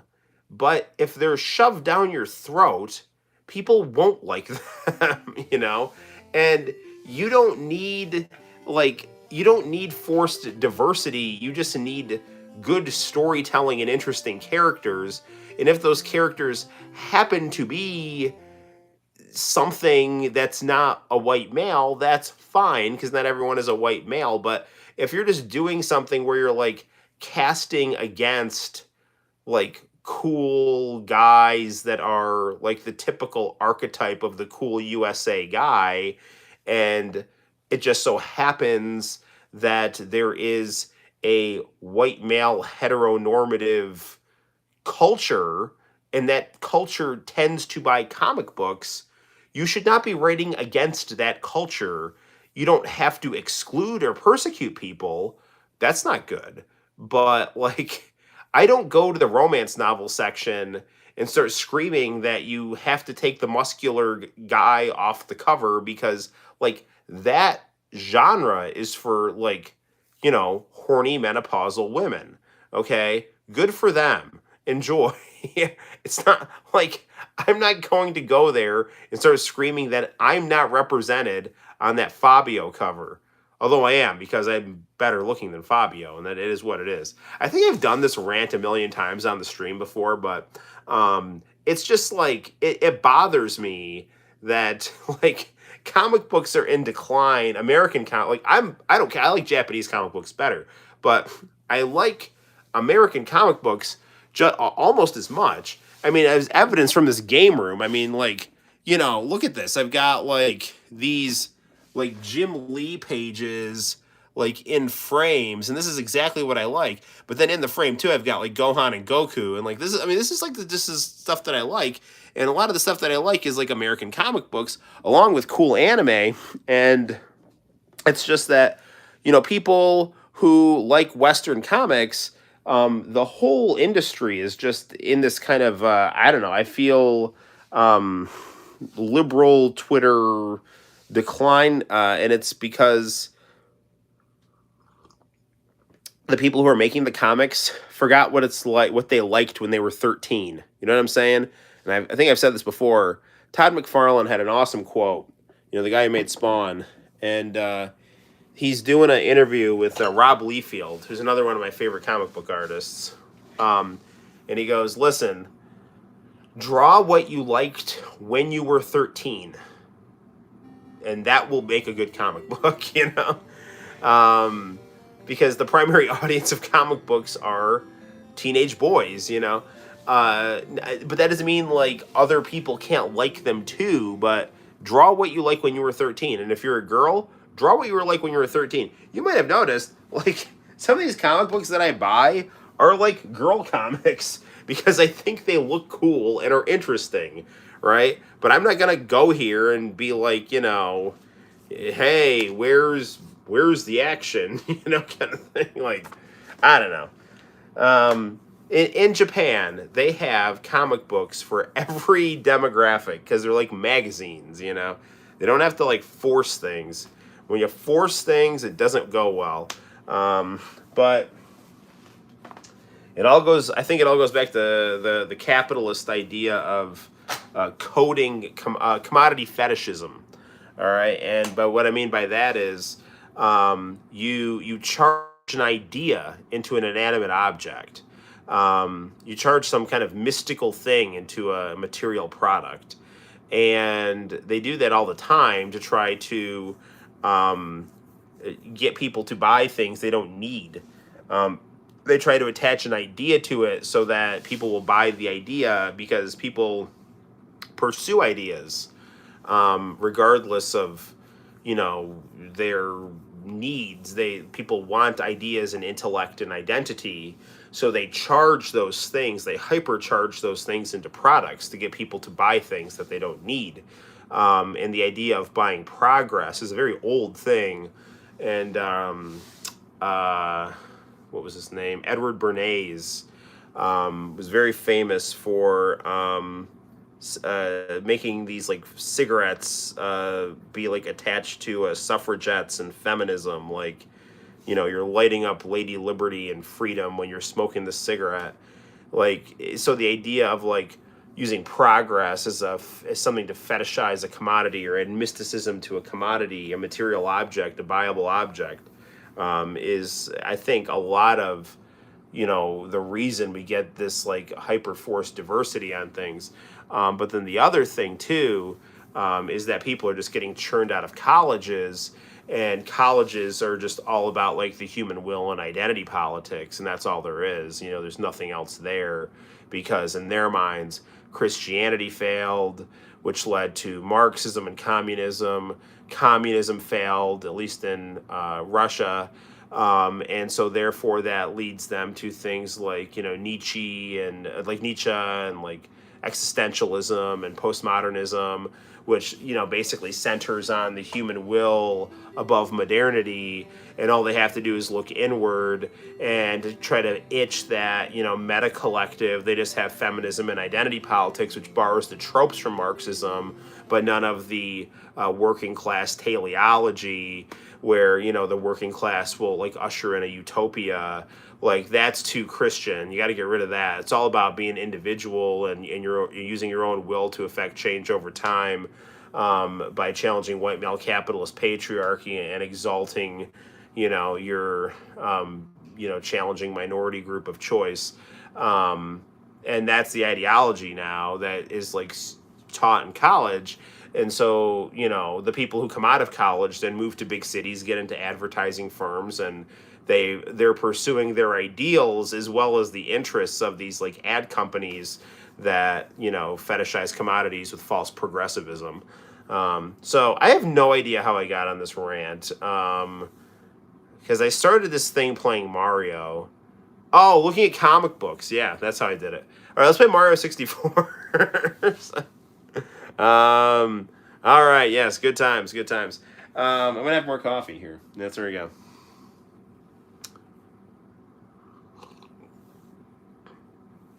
I also go on these rants when I play Dead or Alive on the Xbox, because I think that sexy girls in male media are actually good for women in terms of like what men think of them, because in those games the girls are like pretty. So I think it was Nintendo70 that asked me, why does everyone play as Peach? And it's because she's a girl. And guys like to look at girls, even if they're stupid cartoony girls, but Peach is one of the best characters in the game. And so when you combine the male gaze with equality with the other male characters, you, I think, increase men's opinion of women through this fantasy lens of the video game, which then can spill into actual real life interactions. So I don't think there's anything wrong with having pretty girls in video games or anything like that. Okay, this has been fun playing my Famicom. Let's play some Mario 64 on some real hardware here and a PVM, because it wouldn't be an Noel ComiX YouTube situation here if we didn't get a CRT going here. So here we go. Let's crane our camera down a little bit here, and we'll try to do.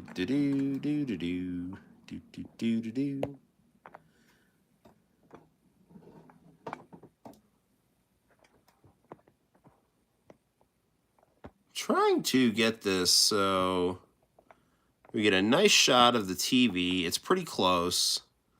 We're not getting anything cut off, but I can also have easy access to the screen here. And that's kind of crooked. I'm not totally wanting to... Well, maybe I should adjust. There we go. That's a little better here.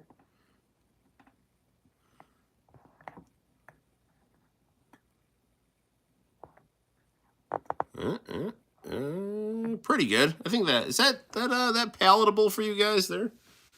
All right, let me grab Mario 64 here.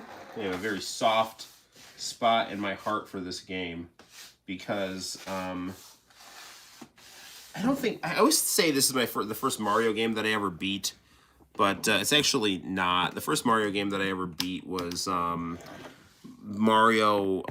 Mario World. So I'm sorry, Super Mario Brothers on the Game Boy Color.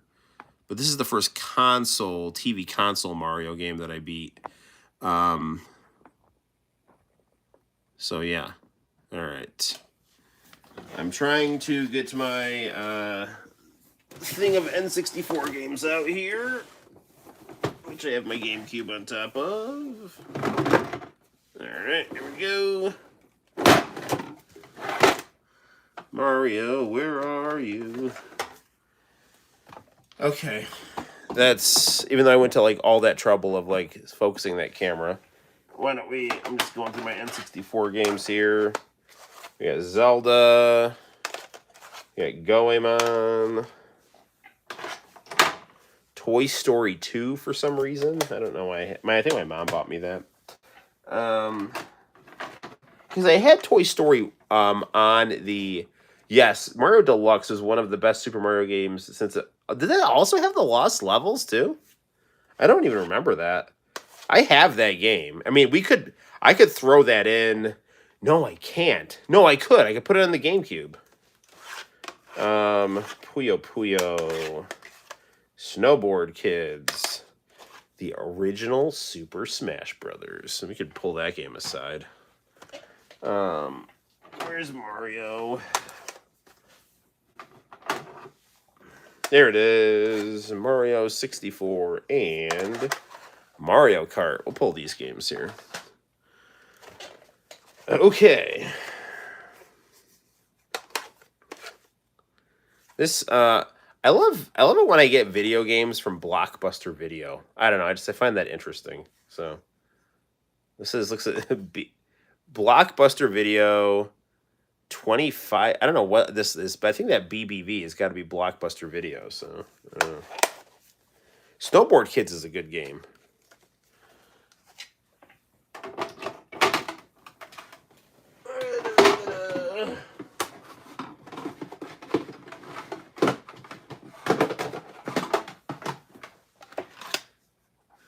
Game Shark, in case we need it. In case I ever get Resident Evil 2 on the N64. I do like to use a Game Shark for my Resident Evil games. Take some of the edge off. You know that's not how you're supposed to play those, man. So on and so forth. Alright. Okay, we will... I think I have the PS2 hooked up. Yes, I do. So we'll unhook that. And put that cord there. And we'll get our N64. And our controller.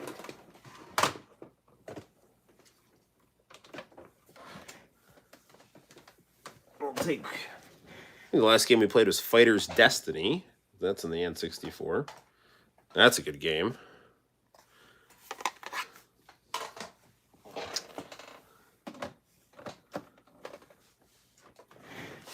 Wait a sec here.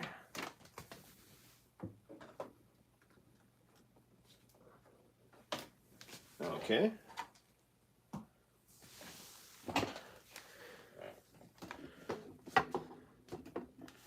Get our camera in place. Hold on.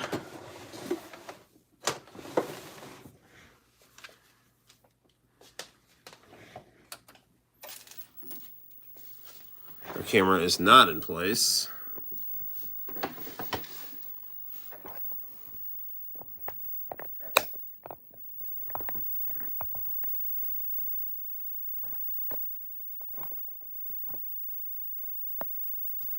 Okay.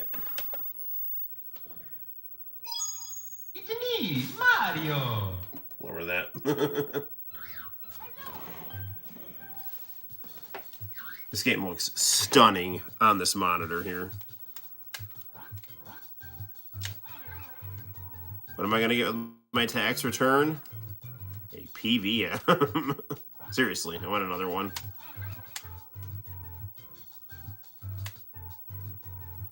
Because my Panasonic one is showing some signs of age.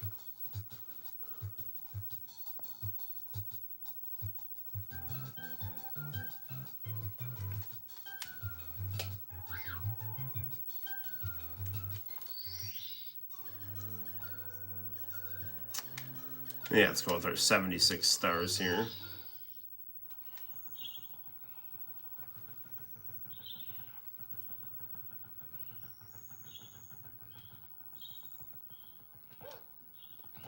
You know, some N64 games looked kind of like muddy and smudgy.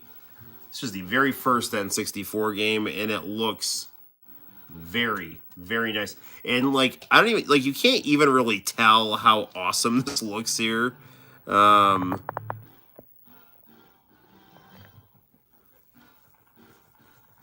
It's just, like, the colors pop so much on this monitor here. You know, let's do the first level here. What the hell? Let's go with something iconic here.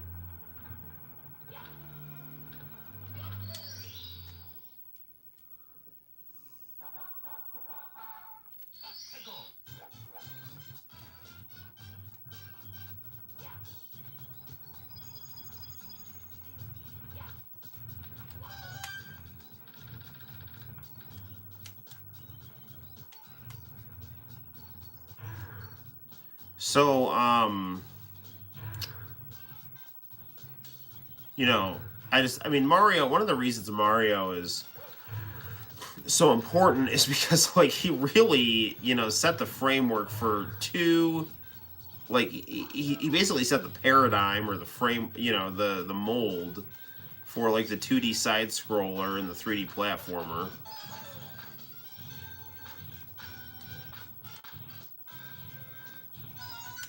I mean, this game was very, very revolutionary when it came out here.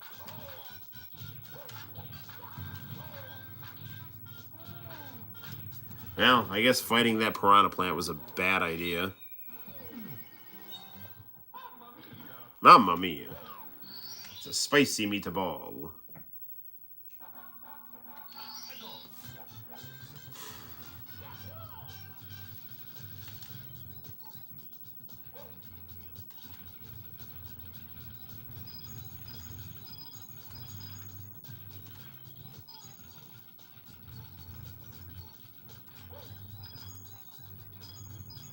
Run, Mario. Run like the wind.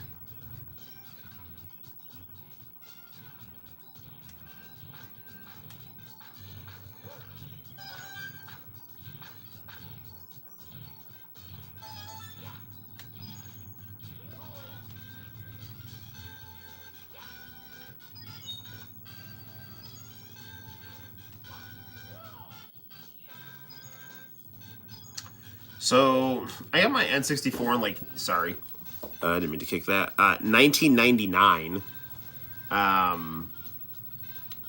Because I first got the Sega Saturn. Then I got the Sony PlayStation once the Sega Saturn sadly was no longer being supported by Sega because Sega of America was stupid. And then I just wanted the N64 because I thought it looked interesting. And, you know, my two best friends, I had the Sega Saturn, my other friend had a PlayStation, and my other friend had an N64. And so we each had our own, you know, 32 or 64 bits. So we each had one of the systems of the mid 90s, that 96, 97, 98 time period. And yeah, I mean, I still love my Saturn, but they just didn't get, I don't know, man. Sega of America just didn't believe in it.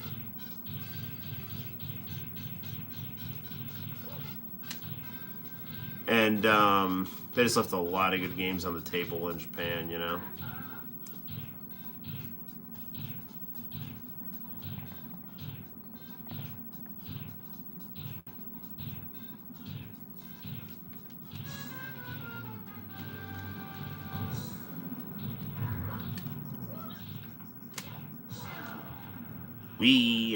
No, Mario. Don't fall off.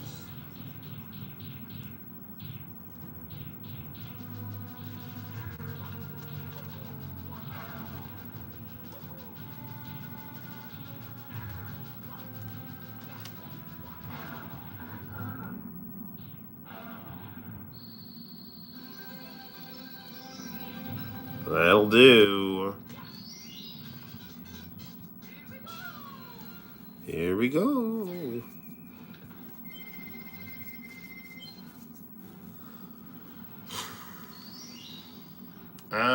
It's really, you don't know this unless you live in Cortland, but it is beautifully snowy outside. So, I mean, it looks like a Bob Ross painting or something out of a snow globe. So, why don't we have our N64 match our outside window experience? Hop into a nice cozy snow level.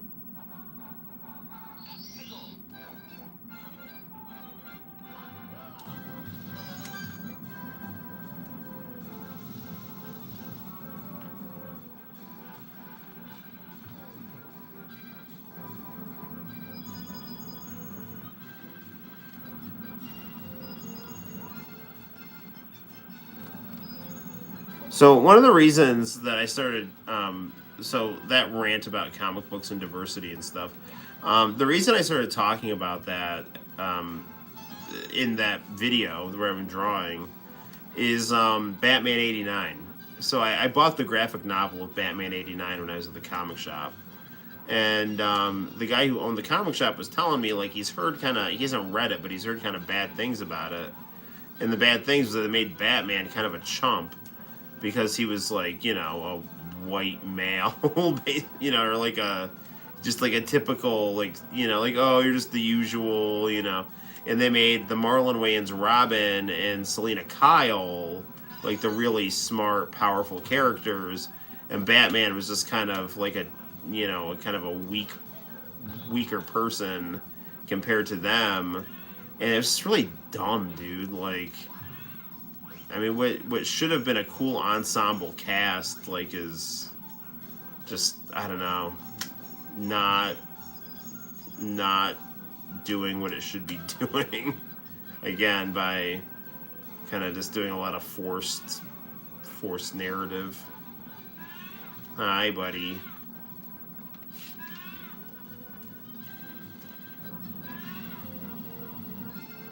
You know, I never threw the baby penguin off the cliff. I don't have it in me. I like babies, old people, and dogs too much.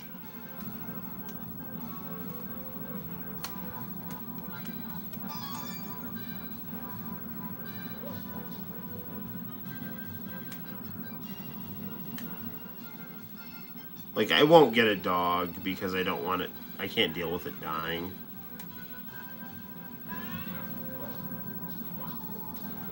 I mean, I understand, you know, it's like the time you have together is important and stuff, but I just can't.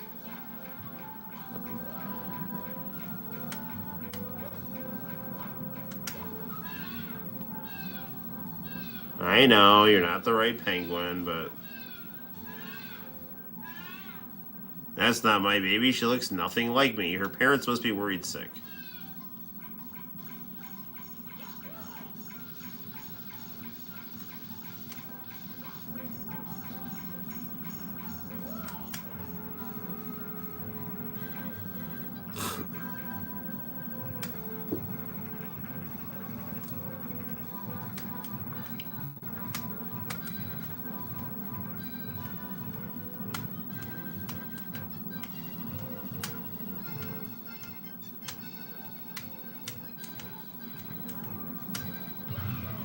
That's not good at all.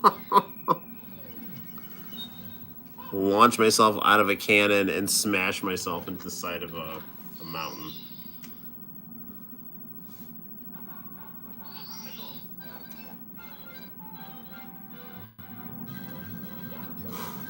There's the baby penguin. Come here now. Hang on. I'm gonna take you to your mama.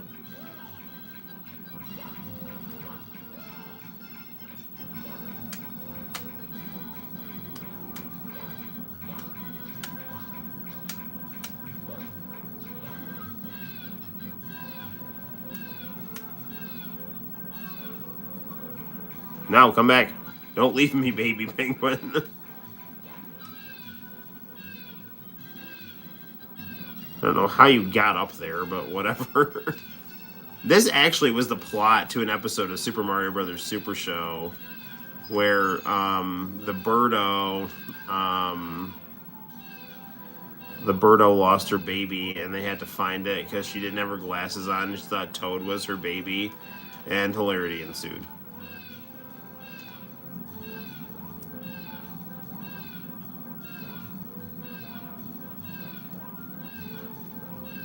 Where's his mom?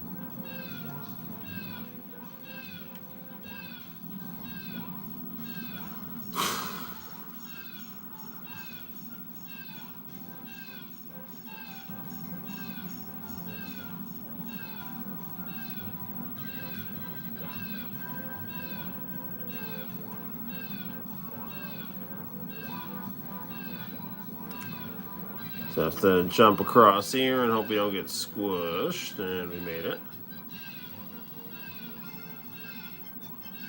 There's the penguin's mom.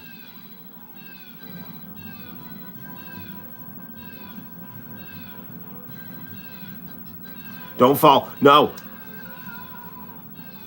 Oof.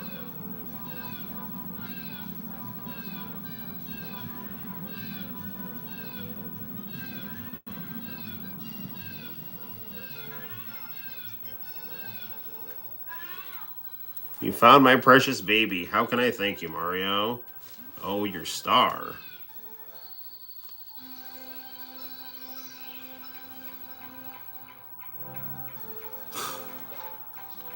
I mean, I would have returned your baby without the star, but I'll happily take it.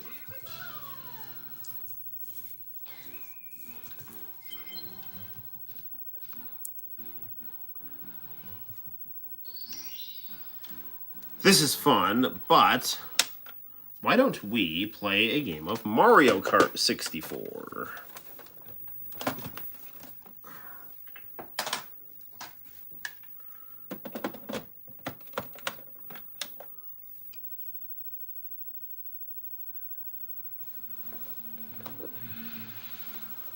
One of my favorite commercials when I was a teenager was this Taco Bell Mario Kart 64 giveaway from 1997.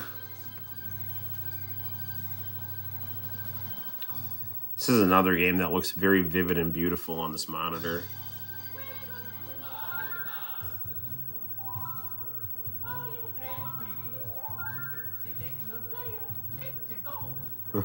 Let's go.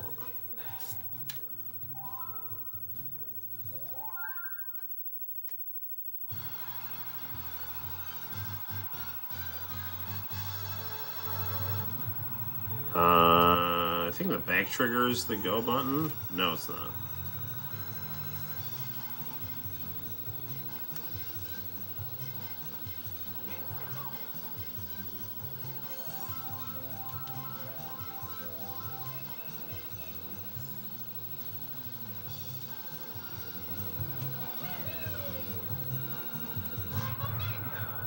Oh, you suck. You did it, Wario.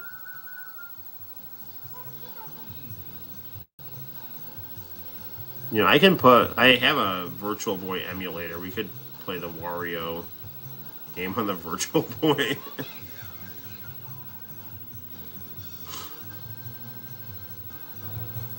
One of my favorite memes is the episode of Seinfeld where he's got the Kenny Rogers chicken red light, and Jerry's like, "What is going on in there?" Kramer's like, "Virtual Boy Mario, it's Wario 64 or Wario on the Virtual Boy. I'm playing N64." Hi, Wario.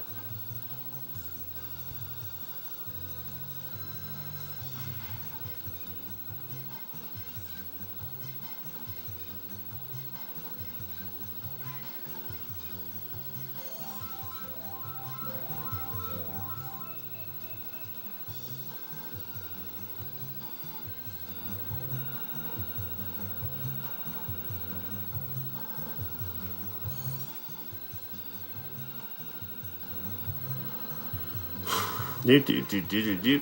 Lap 2 of 3.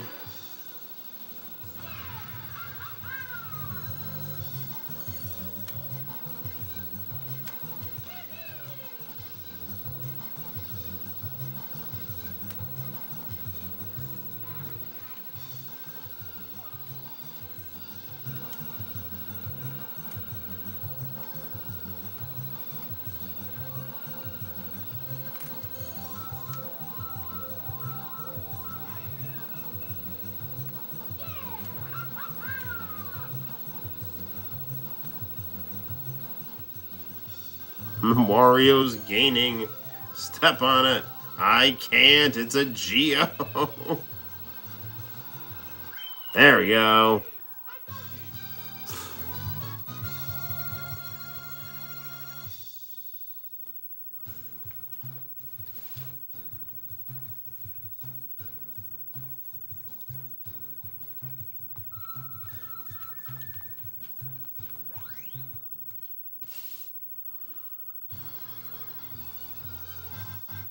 Moo Moo Farm. I don't want to look like a freak. Just give me the Moo Moo.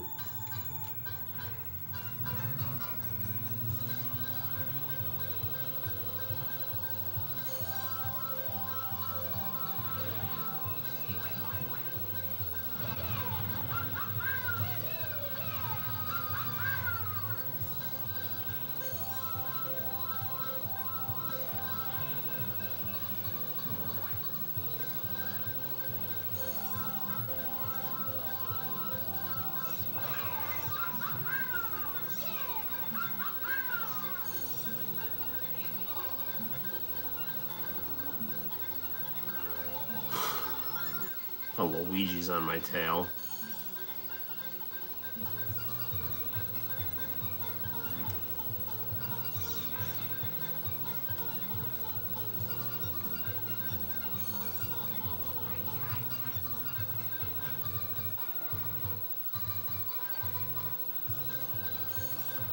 I've gotten better at Mario Kart with age. Growing up, I was always terrible at it. Now it's like, I mean, I know I'm at like the early levels here, but, you know, I feel pretty competent here, or reasonably competent here.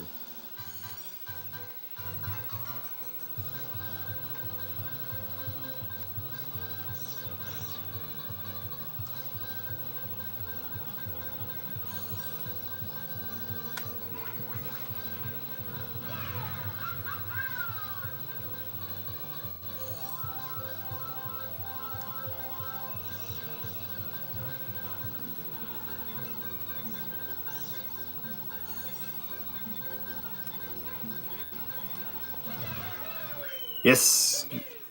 Got him just as he was trying to cut me off right there. That was a thing of beauty right there. Hey, what a live stream. Hey, International Channel 4 Life. Yes, we have been playing Mario games all night because it is Mario Day. And, you know, for whatever reason, I just feel energized, and family fell asleep at a reasonable time, and I had kind of a crazy day at work. So, and it's Mario Day, so I figured, you know, let's do it.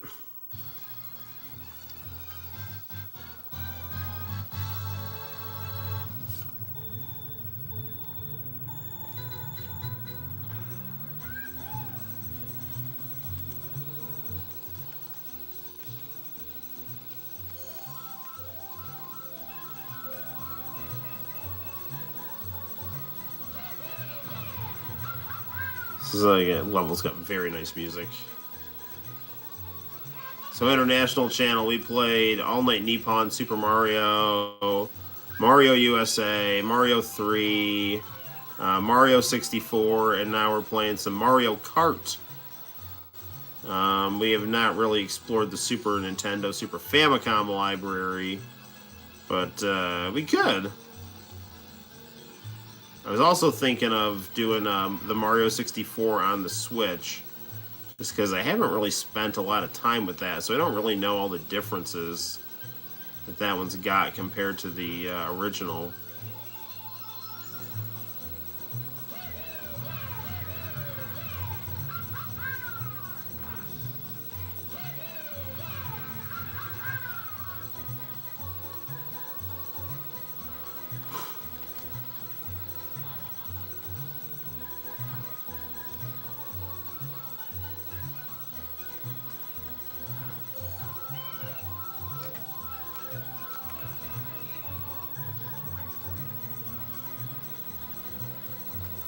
That's not good at all. Come on, Luigi.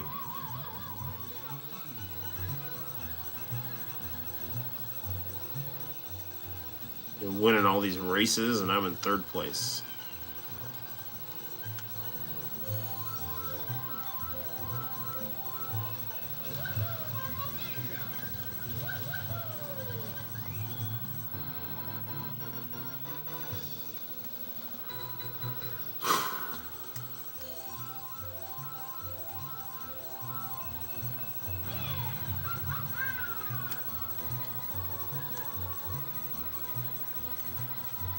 See if we can find a way to...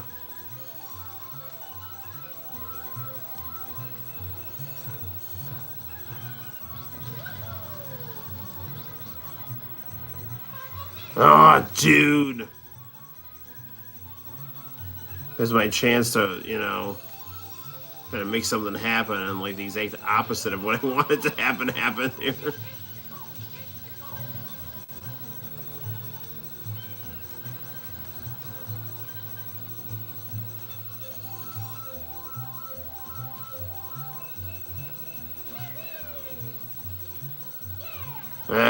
Fourth place.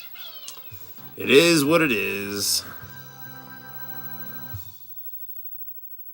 I'm the real International Channel for Life. Yes. International Channel for Life got hacked on his Facebook. And so if you got a message from International Channel saying, hey, is that you in this video? It's not. It's someone trying to hack your Facebook. So they can try to, I don't know what, sell sunglasses and get your credit card info. Joke's on them. No one's got any money in their bank account now.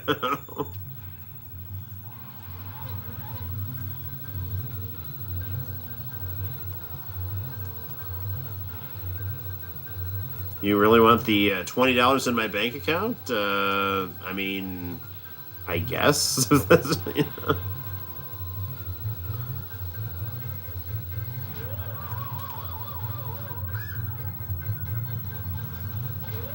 What?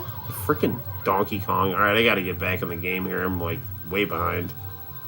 I'm gonna have to reap my revenge. By doing this. Ha ha.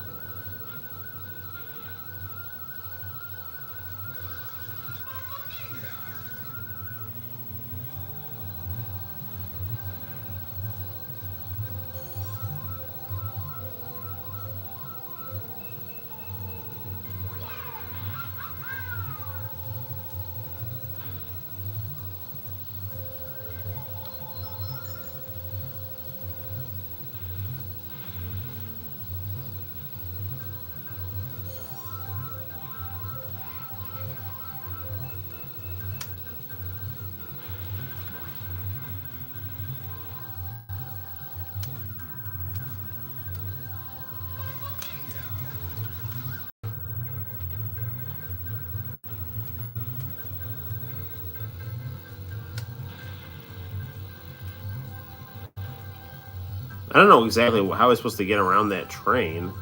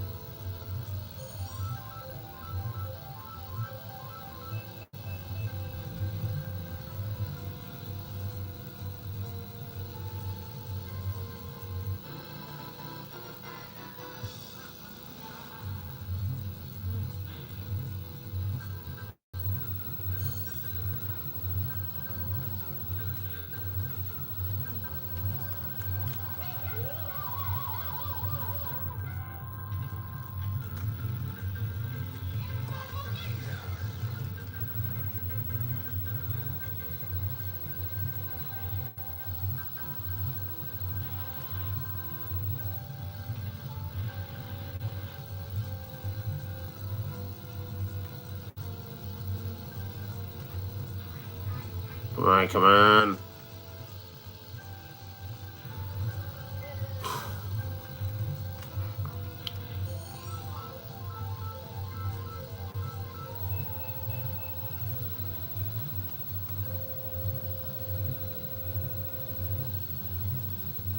All right, first place.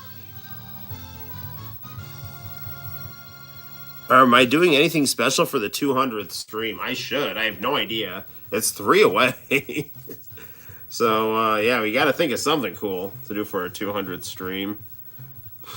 Maybe we should just play Final Fantasy VII the whole time. I don't know.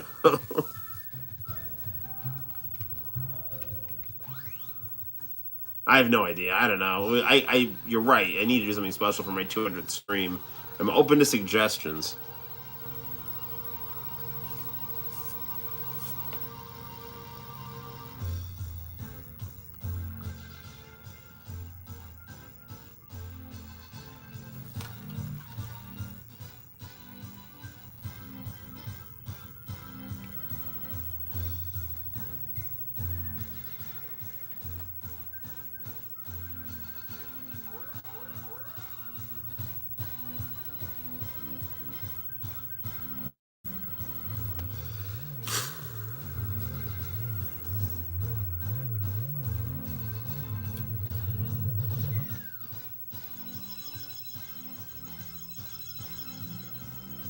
Of course, IC tapes are on the table. Yes, of course.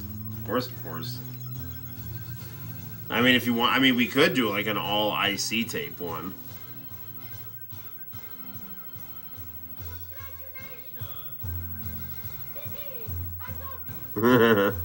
Mario, you're so cute.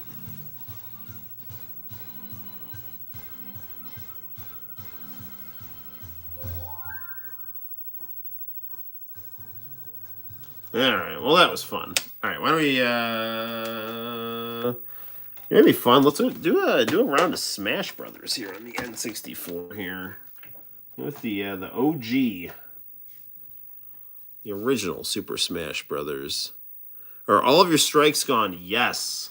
I didn't even realize it. My strike expired on the 6th. So I am, as far as I know, strike free and rocking and rolling. And that strike I got was so ridiculous. It was for like a year-old video that YouTube said was okay to upload.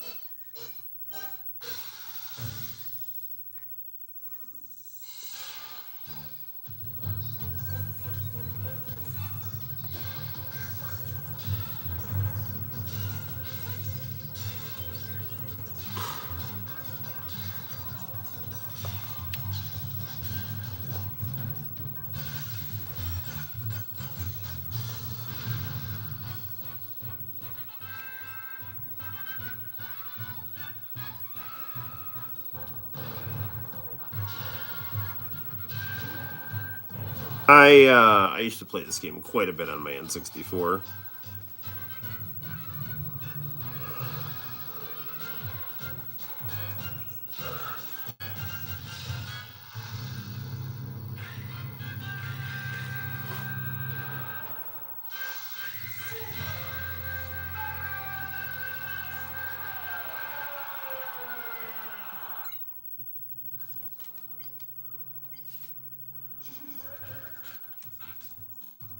Well, it is Mario Day.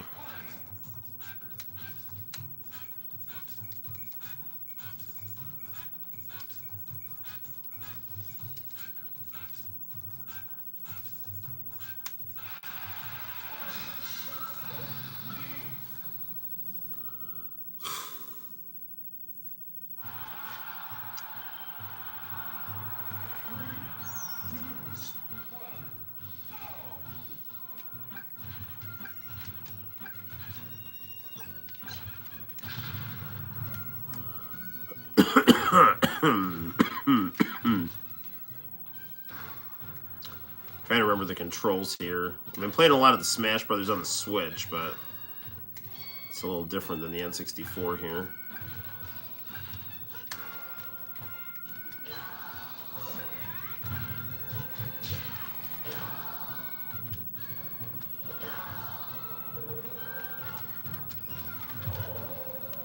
Yeah, that was really stupid.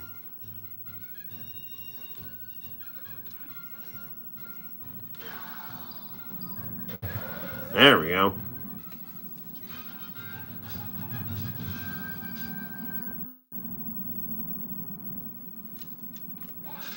Yeah, that strike was for an Team Revolution Hey Hey Hey clip. Which is weird, because Hey Hey Hey's not even on the air anymore.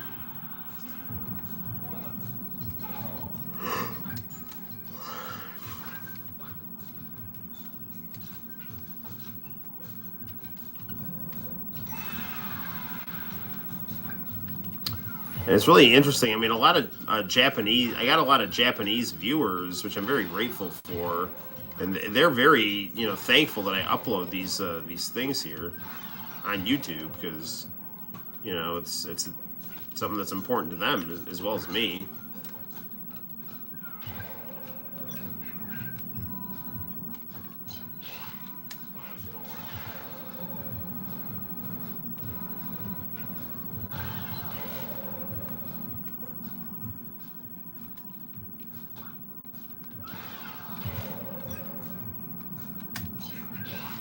It's interesting how this game makes use of the Donkey Kong, kind of pre-rendered 3D graphics mixed with the polygons.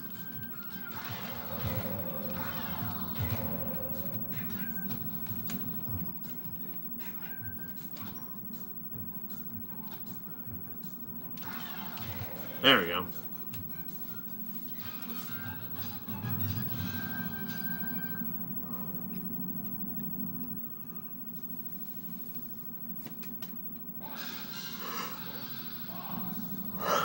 I am Fox McCloud of the Clan McCloud.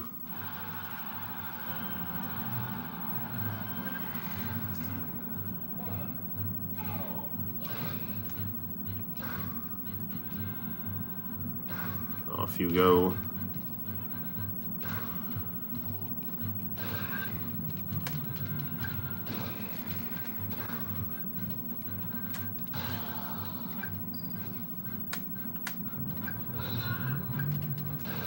No, no! Darn it.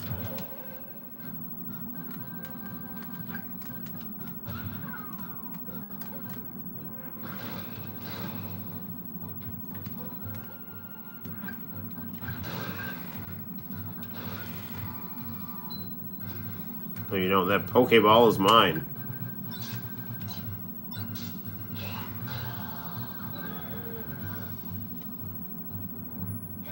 There we go. Microsoft needs to make a Smash Brothers clone. Surprised they haven't. Sony did a while ago. I have DON, Dragon Ball, One Piece, and Naruto.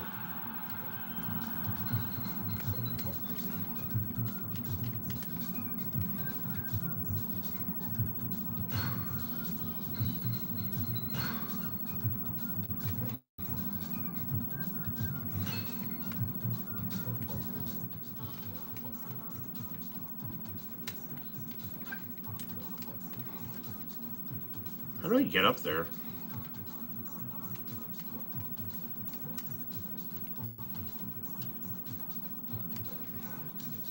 Come on, dude.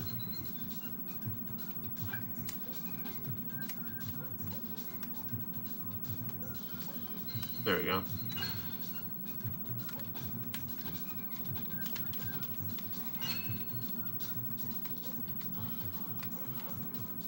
It's clear I haven't mastered the jumping on this game here.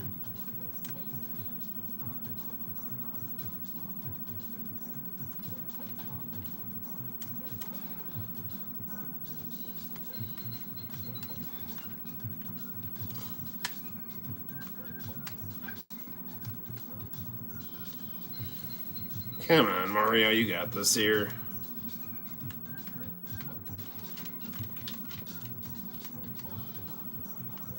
Actually, no, I don't. This is very bad.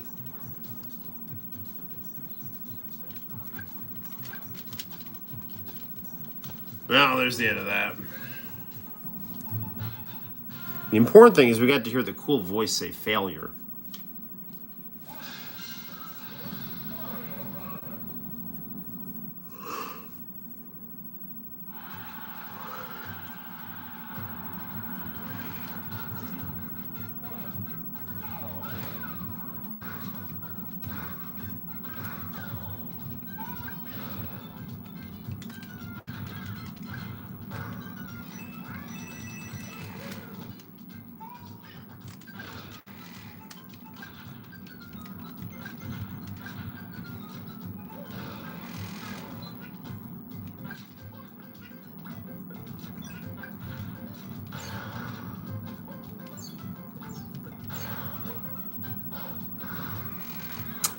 I mean, comparing this game to the other Smash Brothers games, I mean, they all control really well.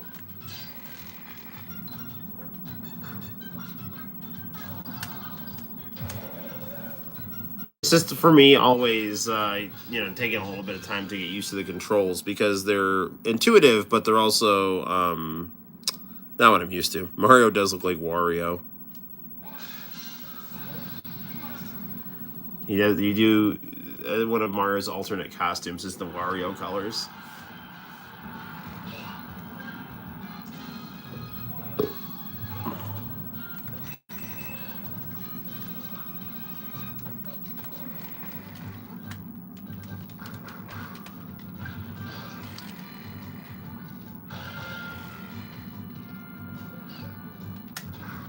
Come on, Pikachu.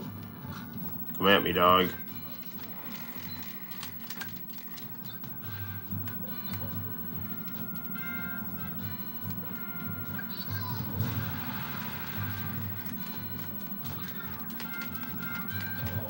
Alright, well, that's no good at all.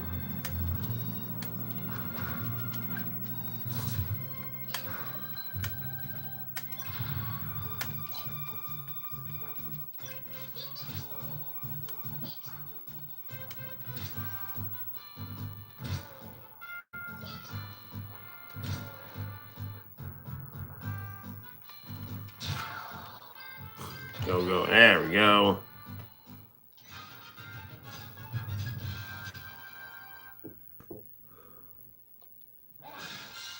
Ooh, giant DK. We've got Luigi and Captain Falcon.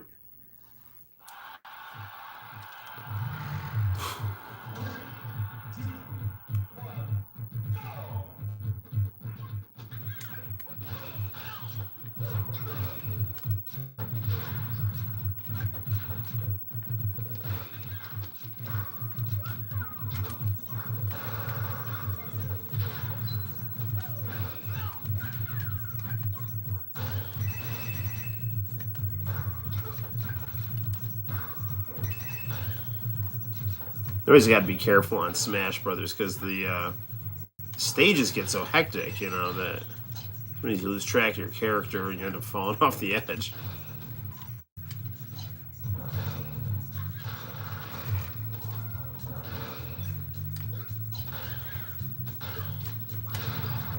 There we go, got him.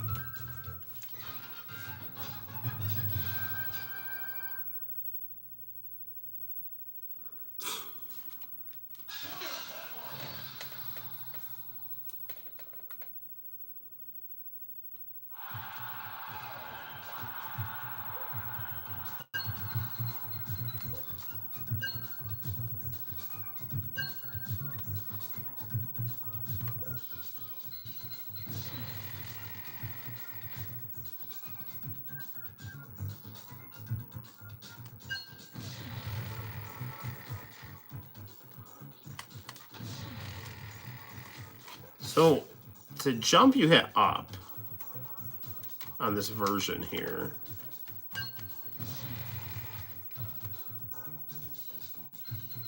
On the one hand, they can work very well, but on the other hand, for stuff like this, it does not. For platforming, it doesn't really work that well, in my opinion.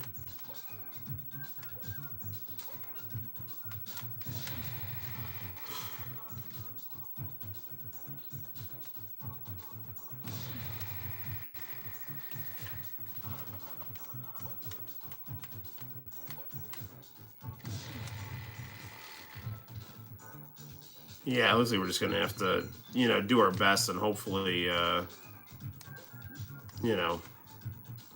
even though we're not doing well now, maybe we can luck our way into something here or figure it out.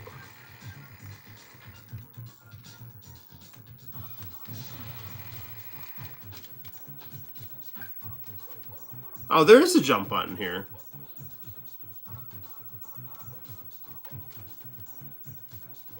It's up C.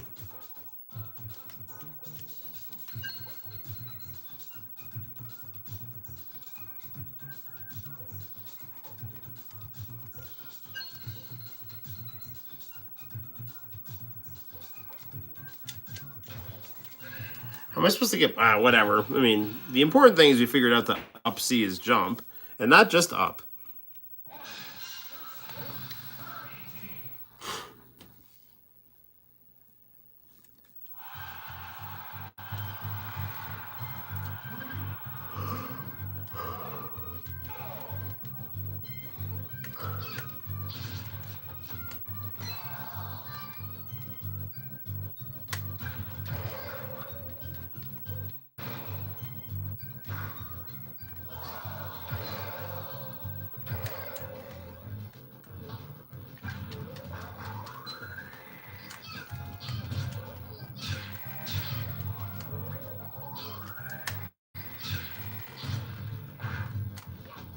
Mario's got a gun. What did her daddy do? Kirby has to chew.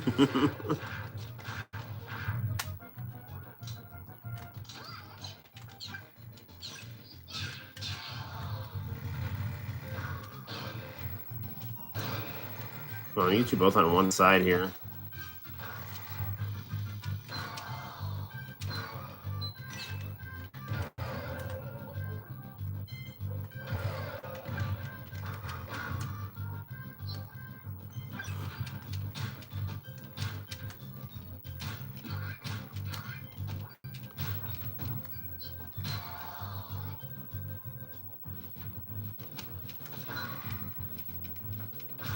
Come on, come on. One more, one more.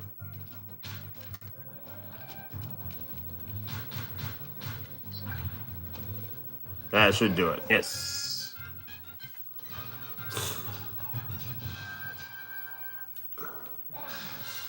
Samus.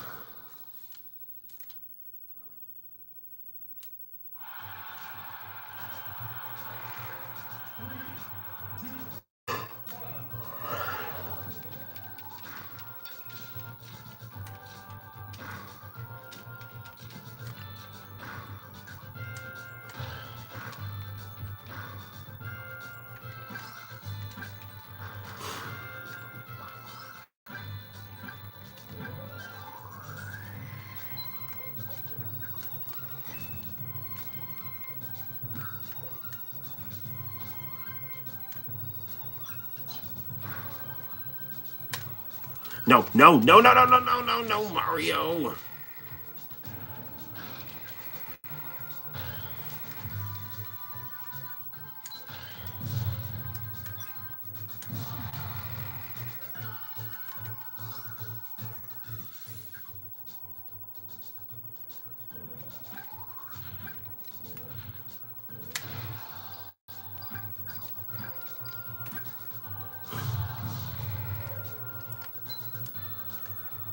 All right, we got her.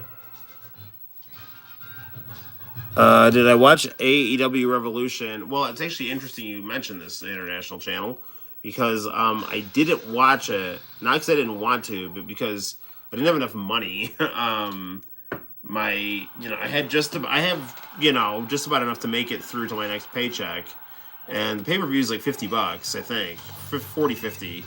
And I went through a whole kind of like mini rant at the start of this, that AEW really should be on like HBO Max or something, where there's like an affordable streaming service where you can just get their premium programming as part of their package. But for whatever reason, that hasn't happened yet. And I heard Revolution was extremely good. Everyone says that the MJF Bryan Danielson match was just phenomenal, and there were other. It sounds like there were other really good matches as well.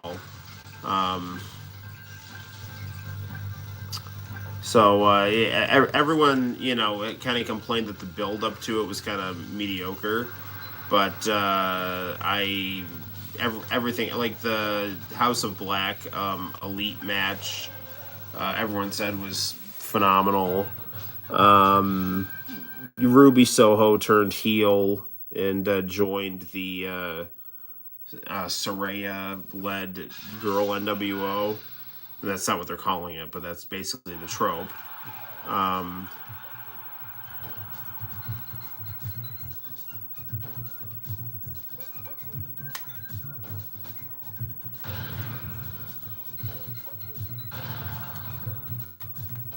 It's like Donkey Kong here.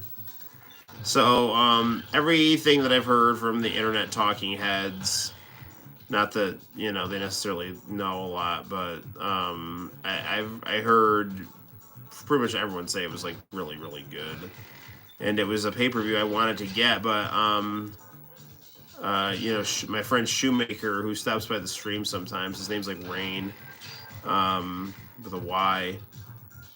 He broke his tailbone, so he couldn't come over, and it's kind of like if he doesn't come, or like I don't know, like that. I couldn't get enough interest in people wanting to see the pay-per-view, and I didn't want to pay for it all by myself because I didn't have enough money, so I sadly missed it.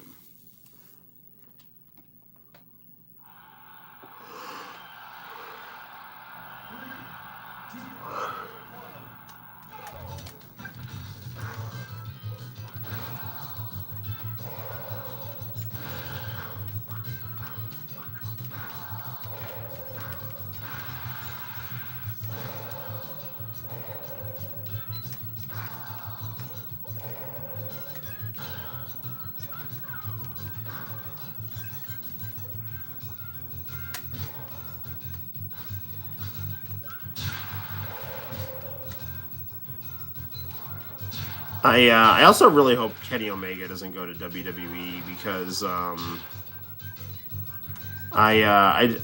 don't want AEW to be hurt, and I just don't really have any desire to see him there. And I also like the fact that New Japan and AEW have a nice working relationship. That should also help sweeten the pot for Kenny to stay. The only people who want Kenny Omega, well, not everyone, but a lot of people who want Kenny Omega to go to WWE just want him to go to her AEW.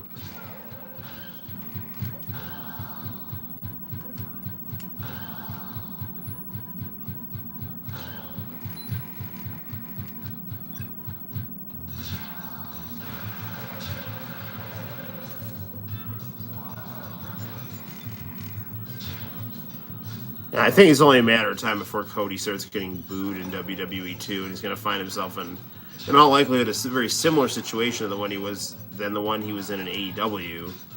But the only thing that might save him is people just really might want him to do well in WWE just to hurt AEW and draw more talent away from AEW. But we'll see.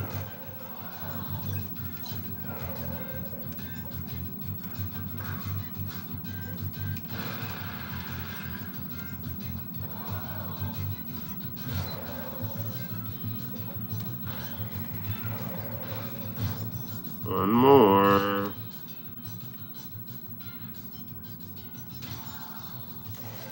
There we go.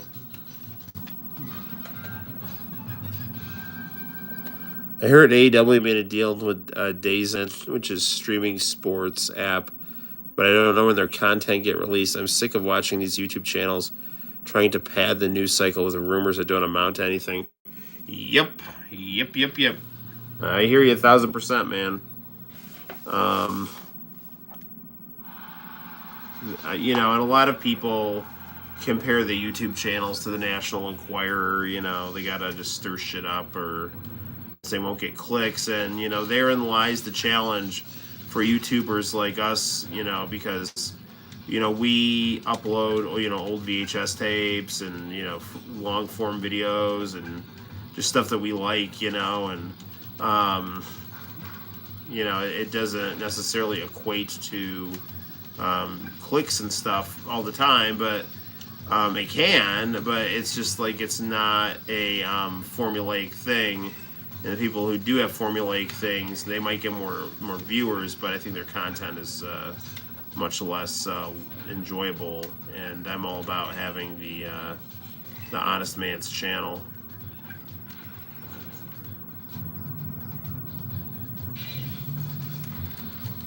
Broke my shield. Cover up!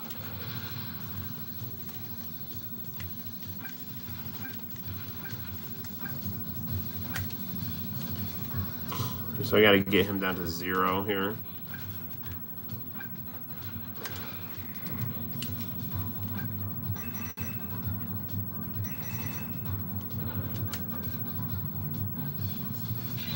Darn it, not again.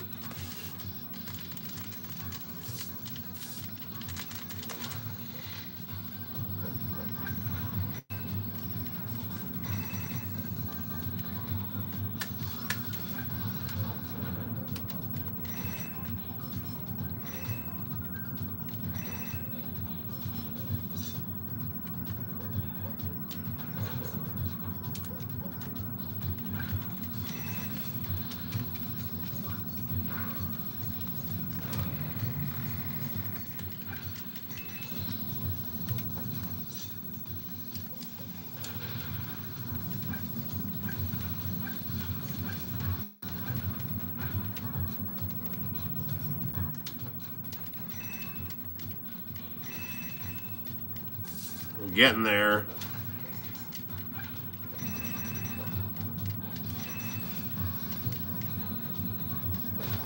No! Darn it!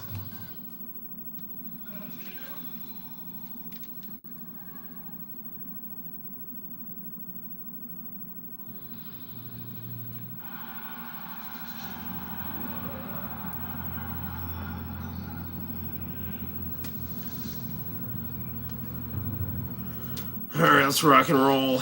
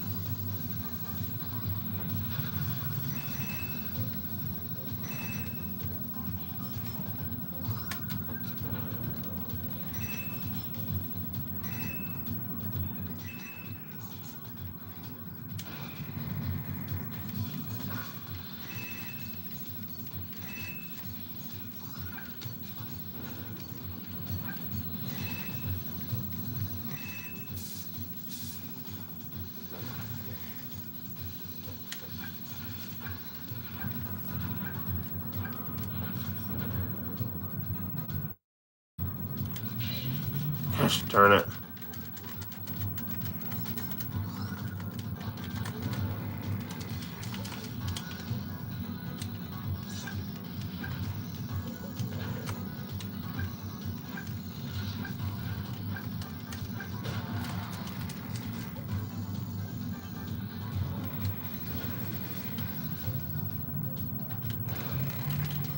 Dude, come on.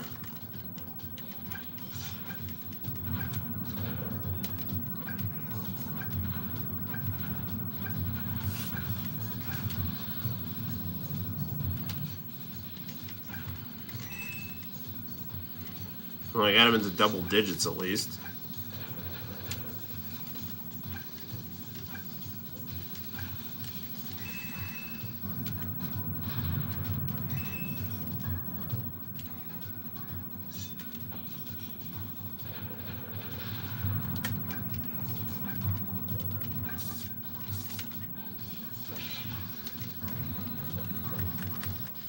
Move, Mario. Come on, man. Dude, he keeps smashing through my shield.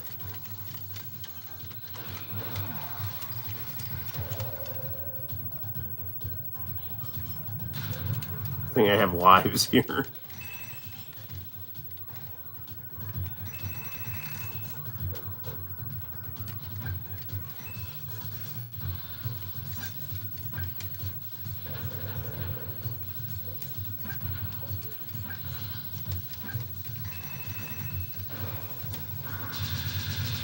Come on, dude.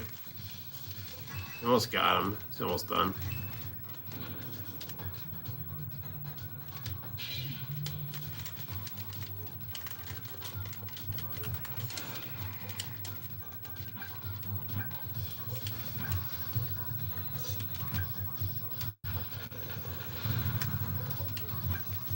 There you go. That did it.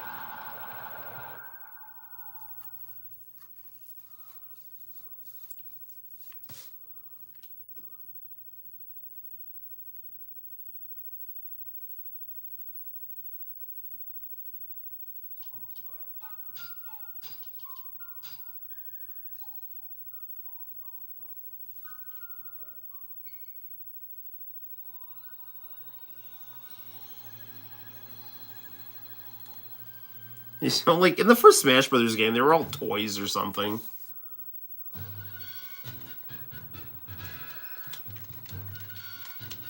How do I shoot? I don't remember.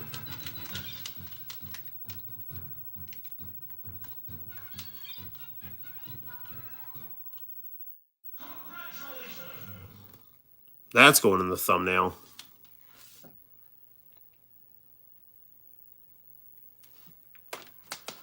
Alright, well there we have Mario in Mario 64, in Super Smash Brothers, and in Mario Kart. So good times, good times. Okay, what should we play next? Could always do the international channel tapes. Although I did say that I think I wanted to try Mario 64 on the Switch, just to kind of see the differences between the N64 version and the HD version here. But before we do that, let's stretch our legs, go in the kitchen, have a little chit chat here. It is 1:45. Oh man, we better get to the international channel tapes. Mario Party. It's too late for Mario Party. 1:45. Man, time flies when you're playing Mario. I do have Mario Party, but man, it's just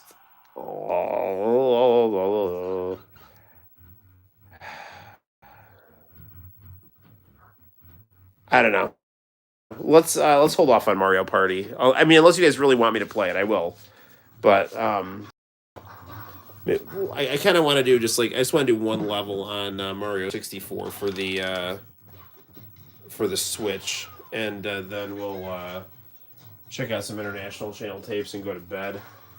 I'm actually tempted to not even do Mario 64 on the Switch, but I said I would, and by golly, I will. Okay, where's my games here? We also have Mario Maker. But, I mean, there's a lot of Mario games, so it's kind of hard to limit them all to one stream. This is pretty cool. It's a ramen noodle topper. That's a pretty anime girl. So, yeah, that's fun. You can, like, sit her down on your cup of noodles, and she'll, like, keep the lid down. So, yeah. Nice. Where is my where's my here it is, Mario 3D All Stars. Okay, let's play.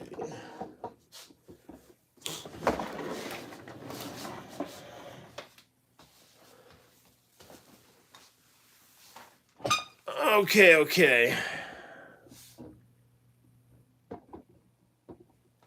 If we don't really get a lot of international channel tape time, we can always start with the international channel tapes on the next stream. Do.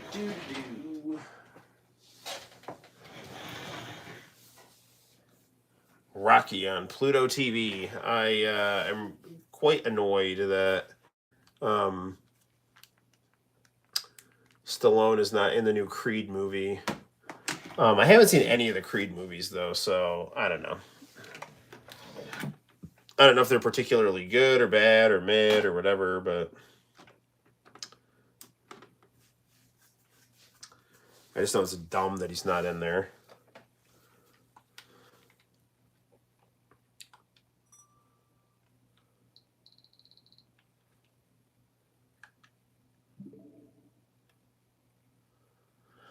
Oh, Santino is playing the new Smash Brothers. What's he doing on here?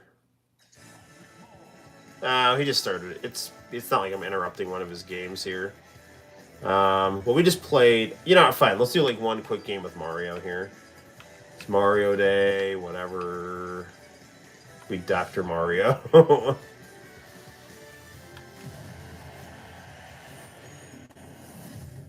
We're doing one fight.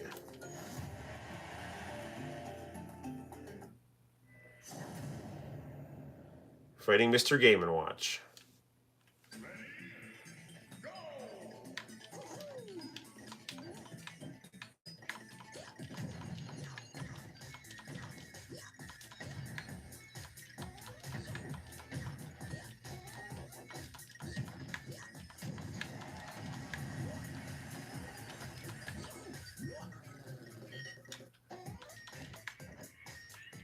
Mario, Dr. Mario's got those Fists of Fury here.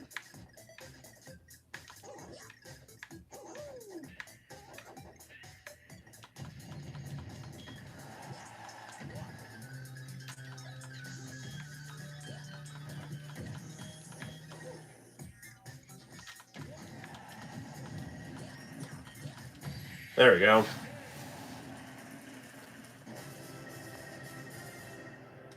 I wish I was here earlier. Nah, don't worry, man. You know what? Let's do one. We'll do one more match with Dr. Mario here. It's actually pretty fun.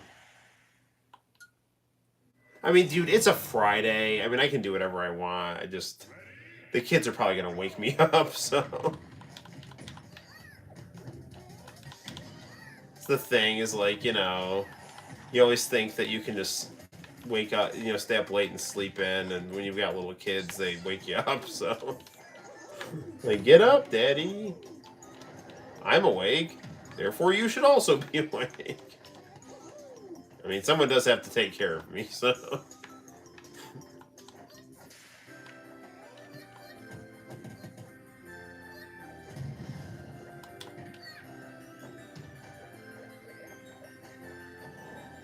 You know, I gotta tell you, I really like my Switch. I don't really have a ton of desire to get a PS5 or an Xbox Series X, but, I mean, I would, and I will, but I just don't, I think all the good games are on the Switch.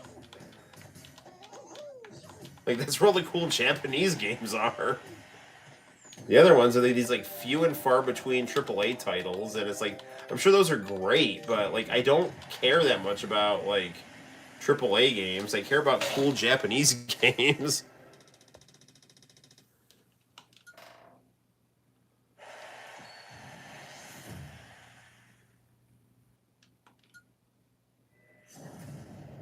All right, one more. We'll do Yoshi to round out the Mario theme here.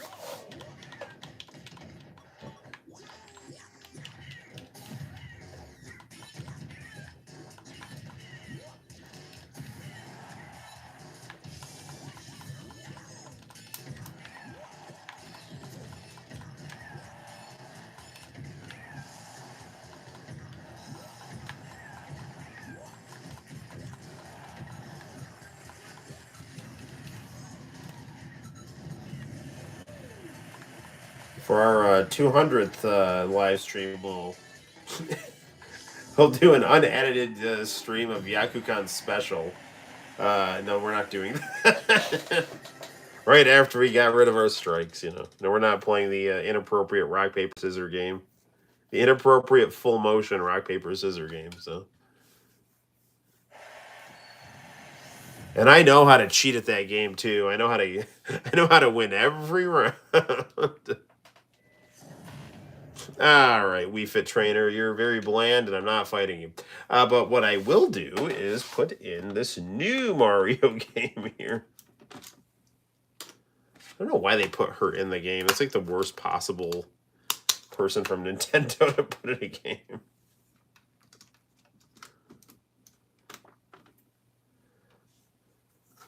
I mean, honestly, I would rather have like a Switch OLED than a PS5 because Switch has just got so many.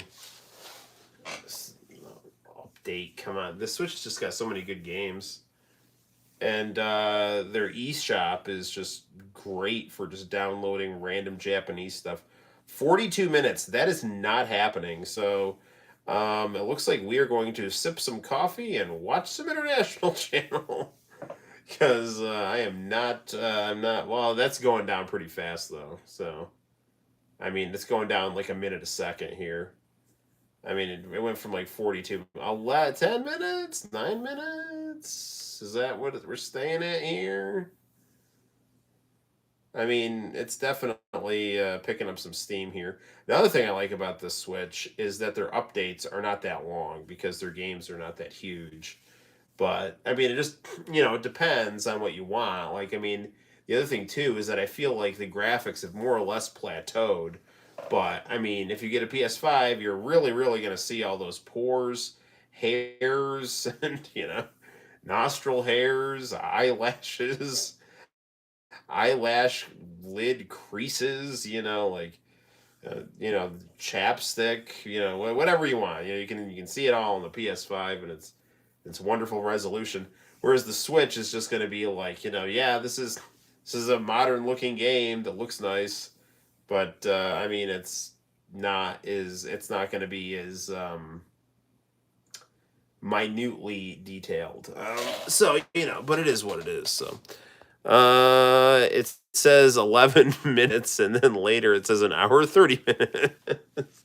We're still at 8 minutes, so that's holding reasonably steady. Myself, I'm going to. I am planning to see the Mario movie in the theaters. I'm going to take Santino. So Santino and I had a ton of fun watching the Dragon Ball movie. We saw it twice. I got the movie poster. It's my favorite Dragon Ball movie.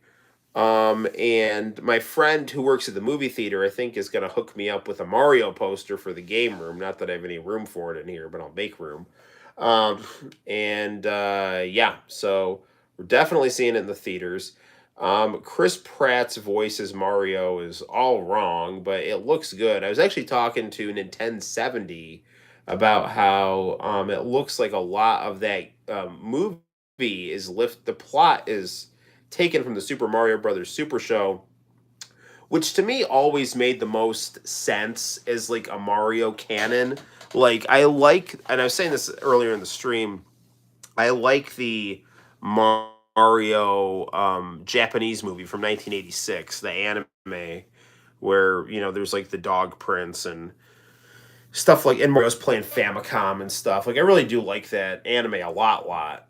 But the Mario Super Show, I just always thought was like that made sense. Like Mario was a plumber. He fell down a magic pipe. He got into Peach's world and got sucked into all the protecting and fighting and stuff like that. And it also made sense with like the Donkey Kong games, because it would have made sense for him to previously be living in like New York City. So I never really understood like the Yoshi story stuff, where like baby Mario was delivered to a dinosaur island on a stork. Like I don't know what that means. Like I guess that's his origin story, and then maybe he fell down a pipe and became that Italian plumber in New York City or something like that, and then found his way back to the motherland. Um, it's looking like we probably won't play the N64 version of. Sorry, it's late. It looks like we're not going to play the Switch version of Mario 64, because right now we're at like 16 minutes, and I am not waiting 16 minutes. Let's just watch the international channel. So let's get our camera in place here, like so. Do. And I actually have to grab the Roku remote in the other room, because the kids and myself and everyone just keeps losing Roku remotes, because Roku remotes are terrible. So, oh no, I don't need a Roku remote. What the hell am I doing? It's so late. I'm like totally. Shut up. I'm like, I'm incoherent. I don't use Roku. I use the VCR for international channel. That's what I do.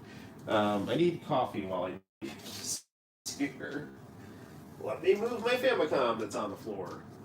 So on and so forth. Alright, hold on guys, I'm coming.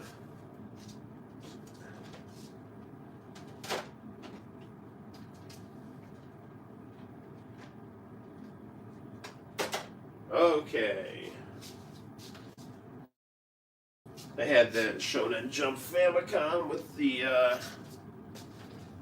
All Night Nippon on it. Alright, this is super crooked and not looking good. Let's move our thing. Okay, video 2. That's what I like to see.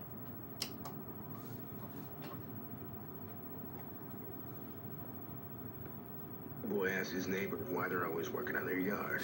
Neighbor looks up. Nothing more relaxing. Nothing wrong with getting your hands dirty. Here's our Mario. Just watch IC stuff you uploaded to YouTube to save time. Nah, we're good, bro. Handcrafted fashion accessories at the most affordable prices. Visit Fort Sieri to the International Channel Network's marketplace at internationalchannel.com. This has got to be GT. Yep. Well, we're not monetizing this video, so who cares?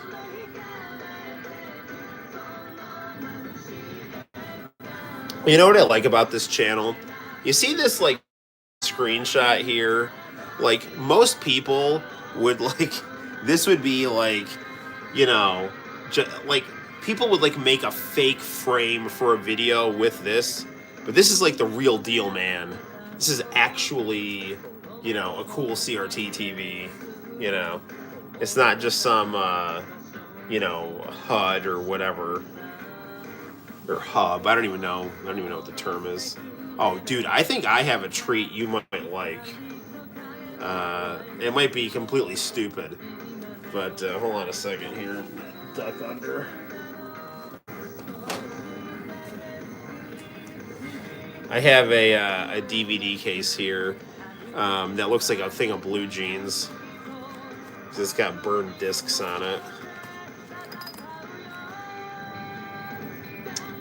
We have the last episode. You should put the IC logo on your videos. I would love to do that. So some of my VHS tapes I actually have burned to DVD. This right here is a VHS tape that I liked very much. It had stuff from Toonami, Boy Meets World, and International Channel on it.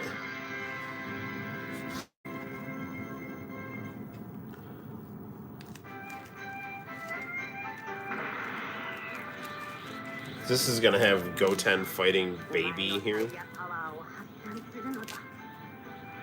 But here's an interesting thing right here.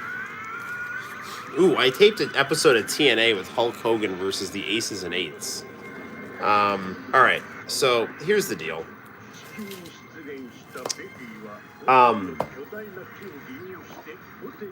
I made a television show when I was in the 8th grade on Betamax. And I have since taken said television show and burned it to a DVD. So we could absolutely see 8th grade Noel act like an idiot on a DVD at 2 o'clock in the morning. So I don't know. See, this is like the forced comedy of Dragon Ball GT here. Like what is this? Like, why is Goku wearing a Groucho Marx glasses and Pan playing the maracas? You know, so we can do that too. All right, let's give it a whirl here. Not that we can't also watch International Channel too, because we absolutely can, because it's the greatest channel ever. Alright, here comes the Noel show. You're going to see Noel with hair. That'll be a treat. Alright. If this plays okay. Which we all pray it does. It's my friend's little brother. Okay, yeah, here we go. All right. Whoa, sorry. Okay, come on. This is gonna be a thing. Okay.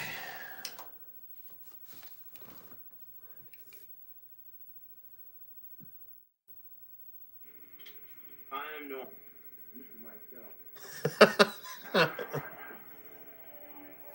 So my opening was the Alf theme.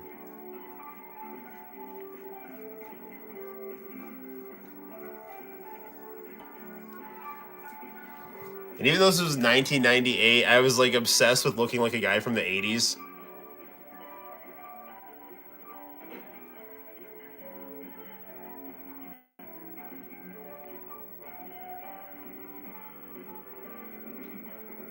Okay, so my co-host was a giant California raisin, which I then developed a romantic relationship with on the show when we got married and had kids. And our kids were like the White Power Ranger and a baby Ninja Turtle. True story. Okay. You look like Tom Cruise. Thank you. You're awesome. Oh, hello there. I didn't know you were here. Hi, I'm Noel Catherine. This is my show. So, Miss Raisin. So this is my like best friend's house from like. We went out to dinner, but there were a lot of toilet paper in the bathroom. Yeah, I hate it when that happens. That's why I always carry a napkin and a plastic bag when I'm in the bathroom. Anyway. Mm-hmm. You know, sometimes I use my hand. Now, that's enough. All right? Anywho. So I'm doing Miss Raisin's voice. You know, I was going through the paper the other day, and you just don't believe what you find sometimes. If you're from around here, you've heard of Aldi's, the low-budget surplus food shop that supplies all our items at low prices. And I just thought this flyer was kind of funny. Let's check it out. So I drew an Aldi's flyer on loose leaf paper. Family choice oatmeal. And then look at the bottom here. There's a little bit of me in every pack. All right, and Now here we have beef nog. Check the bottom out on this. Well, what's it? Medical alert. May cause deterioration of the bowel. Ouch. That doesn't sound too good, does it, Miss Raisin? It sure doesn't, Noel. Uh-huh. All right, anyway.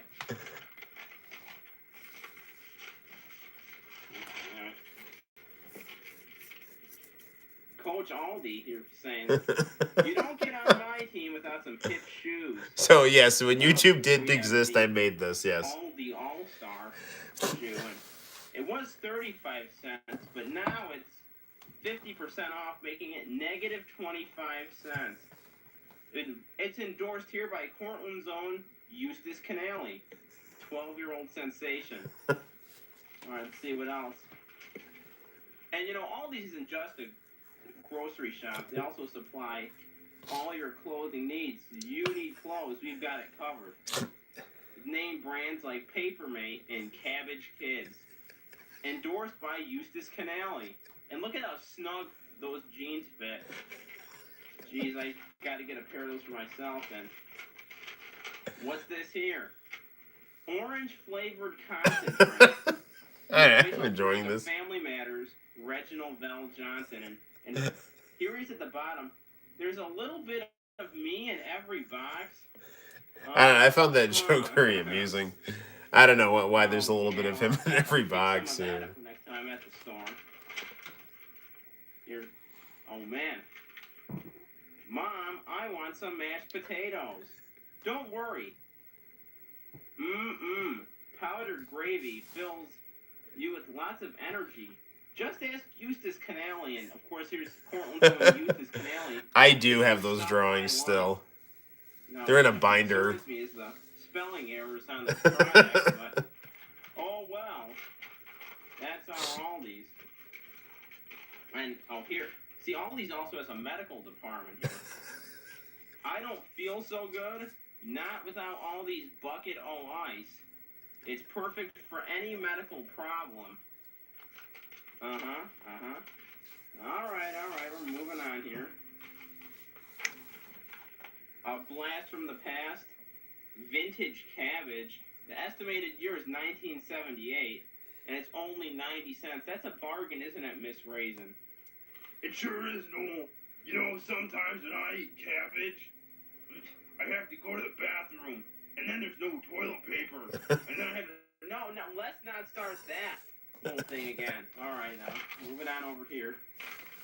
Here, hi, I'm Edna Canale, Eustace's mother, and when Eustace gets thirsty, I give him Corduroy Joe's Energy Pep. It gives him the strength to play basketball. And here's our own Eustace Canale, a 12-year-old sensation, screaming, "Mom, I'm thirsty." See, you can't actually like see these because the beta VCR is so blurry. In every bottle. You can see some of them though. Yes, that's our Corduroy Joe. Abe's Choice, discount rice at a super value of 80% off. I'm going to ignore the little thing on the bottom here that says don't sell by January 81. And there's a large sweaty man at the bottom here saying, there's a little bit of me in every box. There we go. That's good eating. Look at all the meat and sweat. It's got to be some good stuff. All right. Some more Abe's Choice stuff at a mega value of only 9 cents. There's nothing more satisfying than Abe's Choice Grade U eggs. And our rooster friend here is saying, only Abe's Choice Grade U eggs for me. And you can only get these at Aldi's. It's an Aldi's exclusive. Yeah, there you go. Oh, man. Now, if you're like me, you like your music. And I know Miss Raisin does. Isn't that right, Miss Raisin? I love my music. Yes, that's very good. Now, Eustace is saying, Mom, I want some new CDs.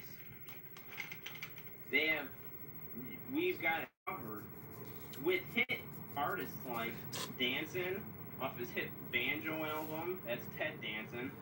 The Land Before Time soundtrack featuring Boy George. And like me and Miss race, and we're hardcore Culture Club fans, so you got to get that. And Rhubarb, managed by RuPaul and his Socks album. Now, that's the end of our This is so slide stupid. here. Now, our first guest today is, you might... Oh, I drew that Hulk Hogan picture in the background for my friend. It's Hulk Hogan thinking of a pig. TV shows as The Cosby Show. Okay, so hang on a second, hang on. All right, so here's the deal. All right, so I do a very good Bill Cosby impression, and wow, this is like interesting. Look at like the two Noels here. It's like 8th grade Noel and adult Noel. You know, so good times. Good times. It's like, you know, they can see the past and the present right here. So anyway. I do a very good Bill Cosby impression, and obviously in 1998, you know, he was not like a taboo topic. So the first guest that I interview on my exciting talk show is Bill Cosby. And let's take a look at how I interview Bill Cosby. Let's take a look here.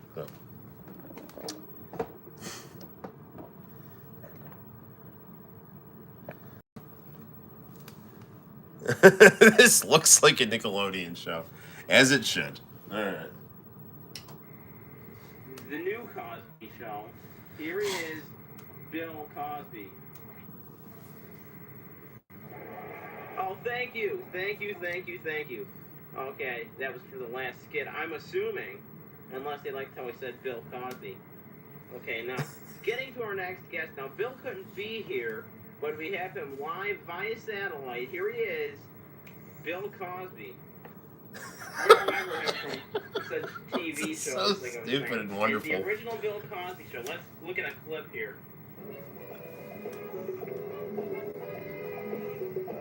So my friend taped his television with his beta quarters, his beta cassette.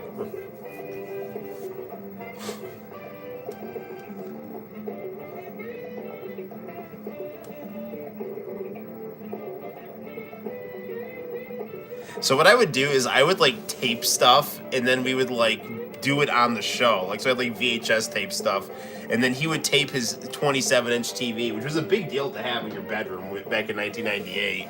And then he'd film it with his camcorder, and then we'd do these skits. Okay, since we can't afford real, like, live-action photos, we have to use Bill's file photo while he's via satellite. Here he is, Bill Cosby. So, Bill, how are you doing? I just ate 40 pounds of Jell-O pudding. Yes, that's wonderful. So, Bill, you've got a new show. How do you like your new cast? I hate them all. That Dougie Dog, I should cover him in gravy and put him in a pie. Ma. Yes, You know, that raisin of yours would go quite good with gravy. yes, she would, wouldn't she? My director is telling me to cut now and go to the next guest. We'll be right back after these commercial messages. Oh, thank you. So, like, we literally just taped random commercials off the TV. So, here's a McDonald's commercial.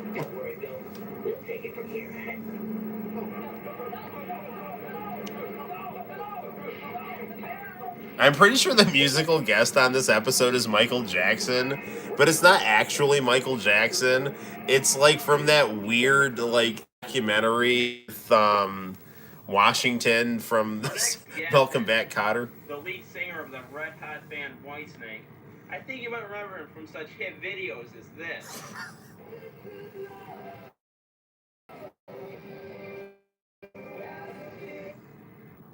And here he is, the lead singer of Whitesnake. Okay, so now, Whitesnake, how are you doing?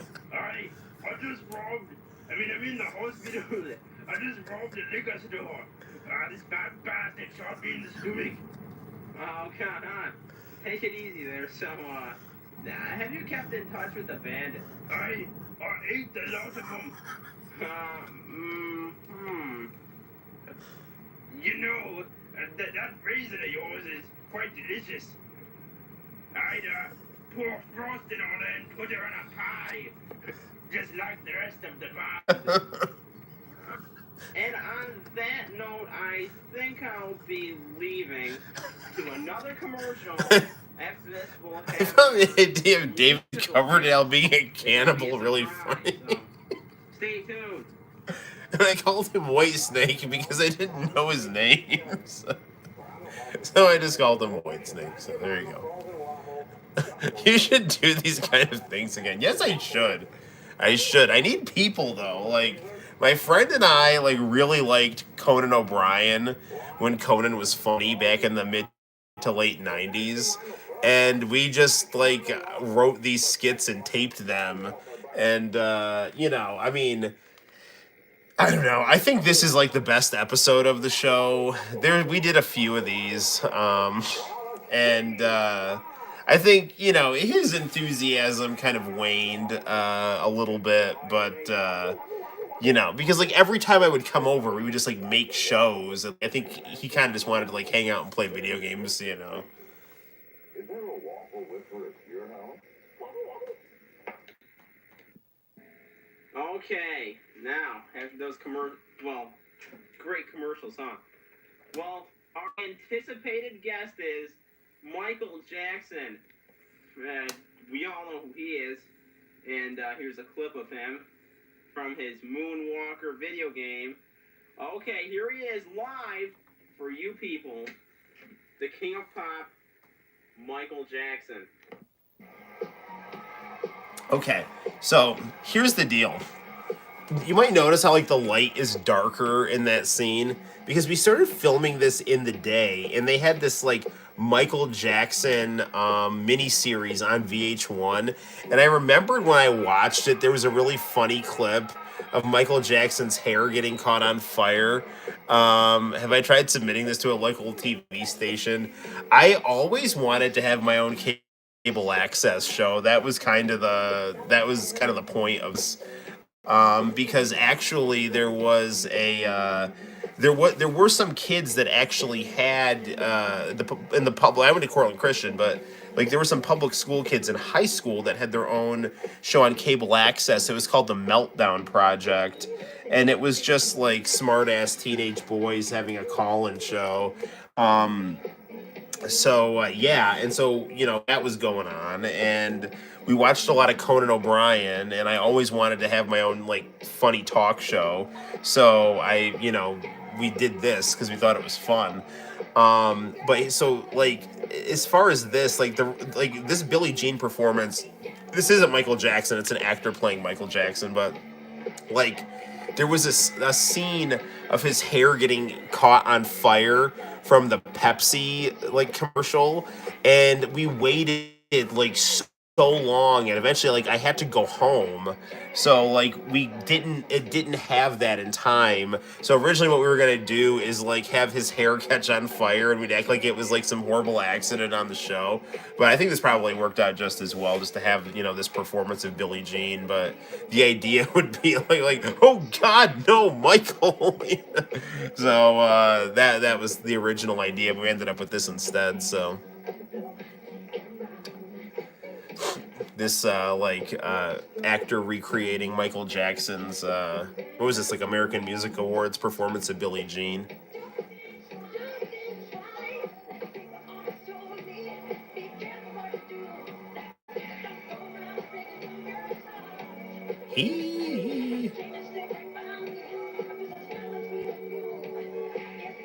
I hope we don't get in trouble for showing like this.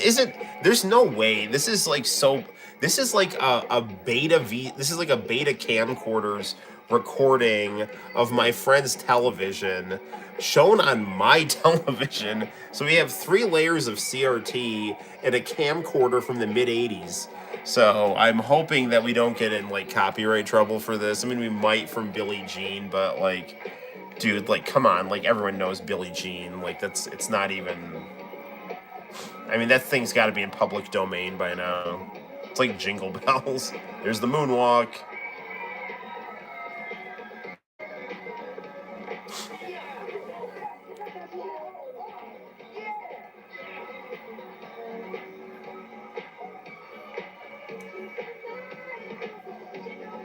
It's actually funny how popular Michael Jackson still is. I had a kid the other day in my class wearing a fedora and a glove like Michael Jackson. So I mean, like, it's like the free, independent thinking kids who kind of have a style of their own. They appreciate MJ. Well, we've had fun on today's show, our first show, and let's just. Oh, forgot that's my urine jar. It's my urine jar. Miss Raisin, you're looking delicious, aren't you, Miss Raisin? Yes, I am. Oh, I really like the new. I eat Miss Raisin at the end of the episode.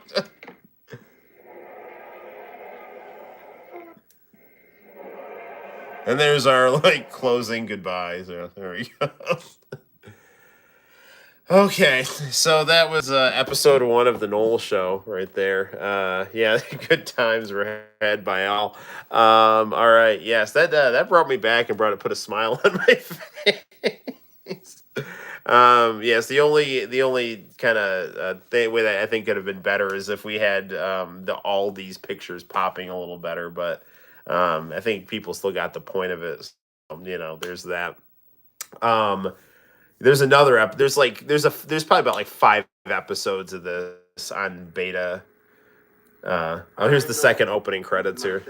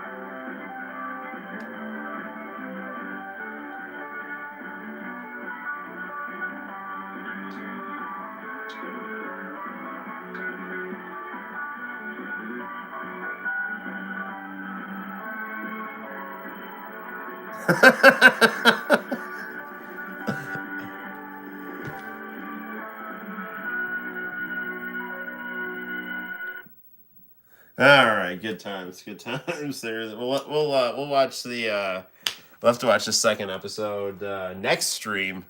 So there's that. Yeah. So yeah, the I don't know, I watching these and I enjoyed all the episodes, but at a certain point, yeah, like I said, I wanted to kind of have it be kind of like a family sitcom and a talk show. So there's we had this stuffed white Power Ranger that we put a wig on, and it was supposed to be my son, and it was so shut up, Dad. It's just about enough of your rules, I don't know, it's really stupid. So yeah, good times. Well, what the hell time is it right now? Eastern Standard Time. Let me go. Let me see here. It is just about 2:30. So, why don't we'll take one more look. We'll pop in one random international channel tape, see what comes on, and then after that we'll wrap it up for the evening. So there's nothing else to do. Wait, hang on. When there's nothing else to do, watch in TV. You know what to do. Yes, right. All right. So we'll click this over to VHS mode and we'll fast forward here, because right now it's just at the Baby Saga and Dragon Ball GT. Uh-oh, I'm getting a low battery warning on my phone, so that's a thing. Do-do-do. Zoom back a little bit.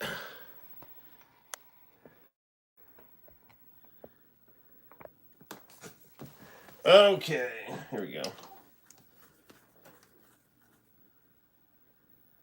I mean, I need to get my suitcases and they don't exist yet. Ooh, I packed all your things and you got out of here. This is a bag full of sand. That's what you I'm moving this TV back to my room, too. I paid for it. Whoa. Do not touch that television until I get over there. Oh, yeah, he's nice now. But don't come looking for me when he's burying your bodies out in the desert. Get out of here. What are you waiting on? I'm going to chase you out of here. All right. All right. I don't know if we're going to get in trouble for watching Aqua Teen Hunger Force, but I love that show, too. Let's fast forward and see if we get another international channel clip. So my normal Sundays would start with, like, it depended on, like, how they juggled it around. It would, at one point, it would start with Hey, Hey, Hey, and then you go to Fuji Drama, and then Aqua Teen Hunger Force. Then it, like, started with Fuji Drama, Hey, Hey, Hey, Dragon Ball, Anime, Aqua Teen Hunger Force. And the anime used to be Captain Tyler and Votoms, but then that eventually switched to, you know, like Votoms and Slayers, and yeah. And then just Slayers. ついたものだ。ついにご飯までもが。ベビーの地球での目的は Why is it showing this again? 宇宙の悟空はまだ何も気づいていない。 Were they rerunning this at like the middle of the night?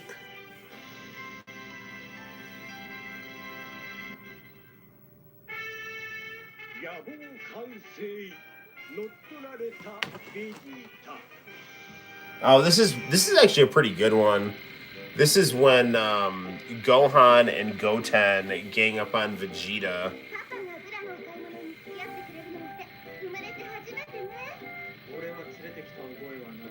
勝手について I actually really like I like the character designs on Dragon Ball GT. I just wish the story was better.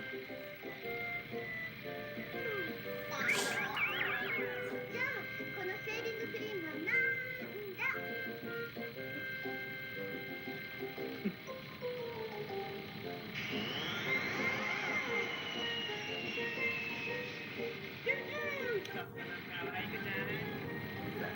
私のこと？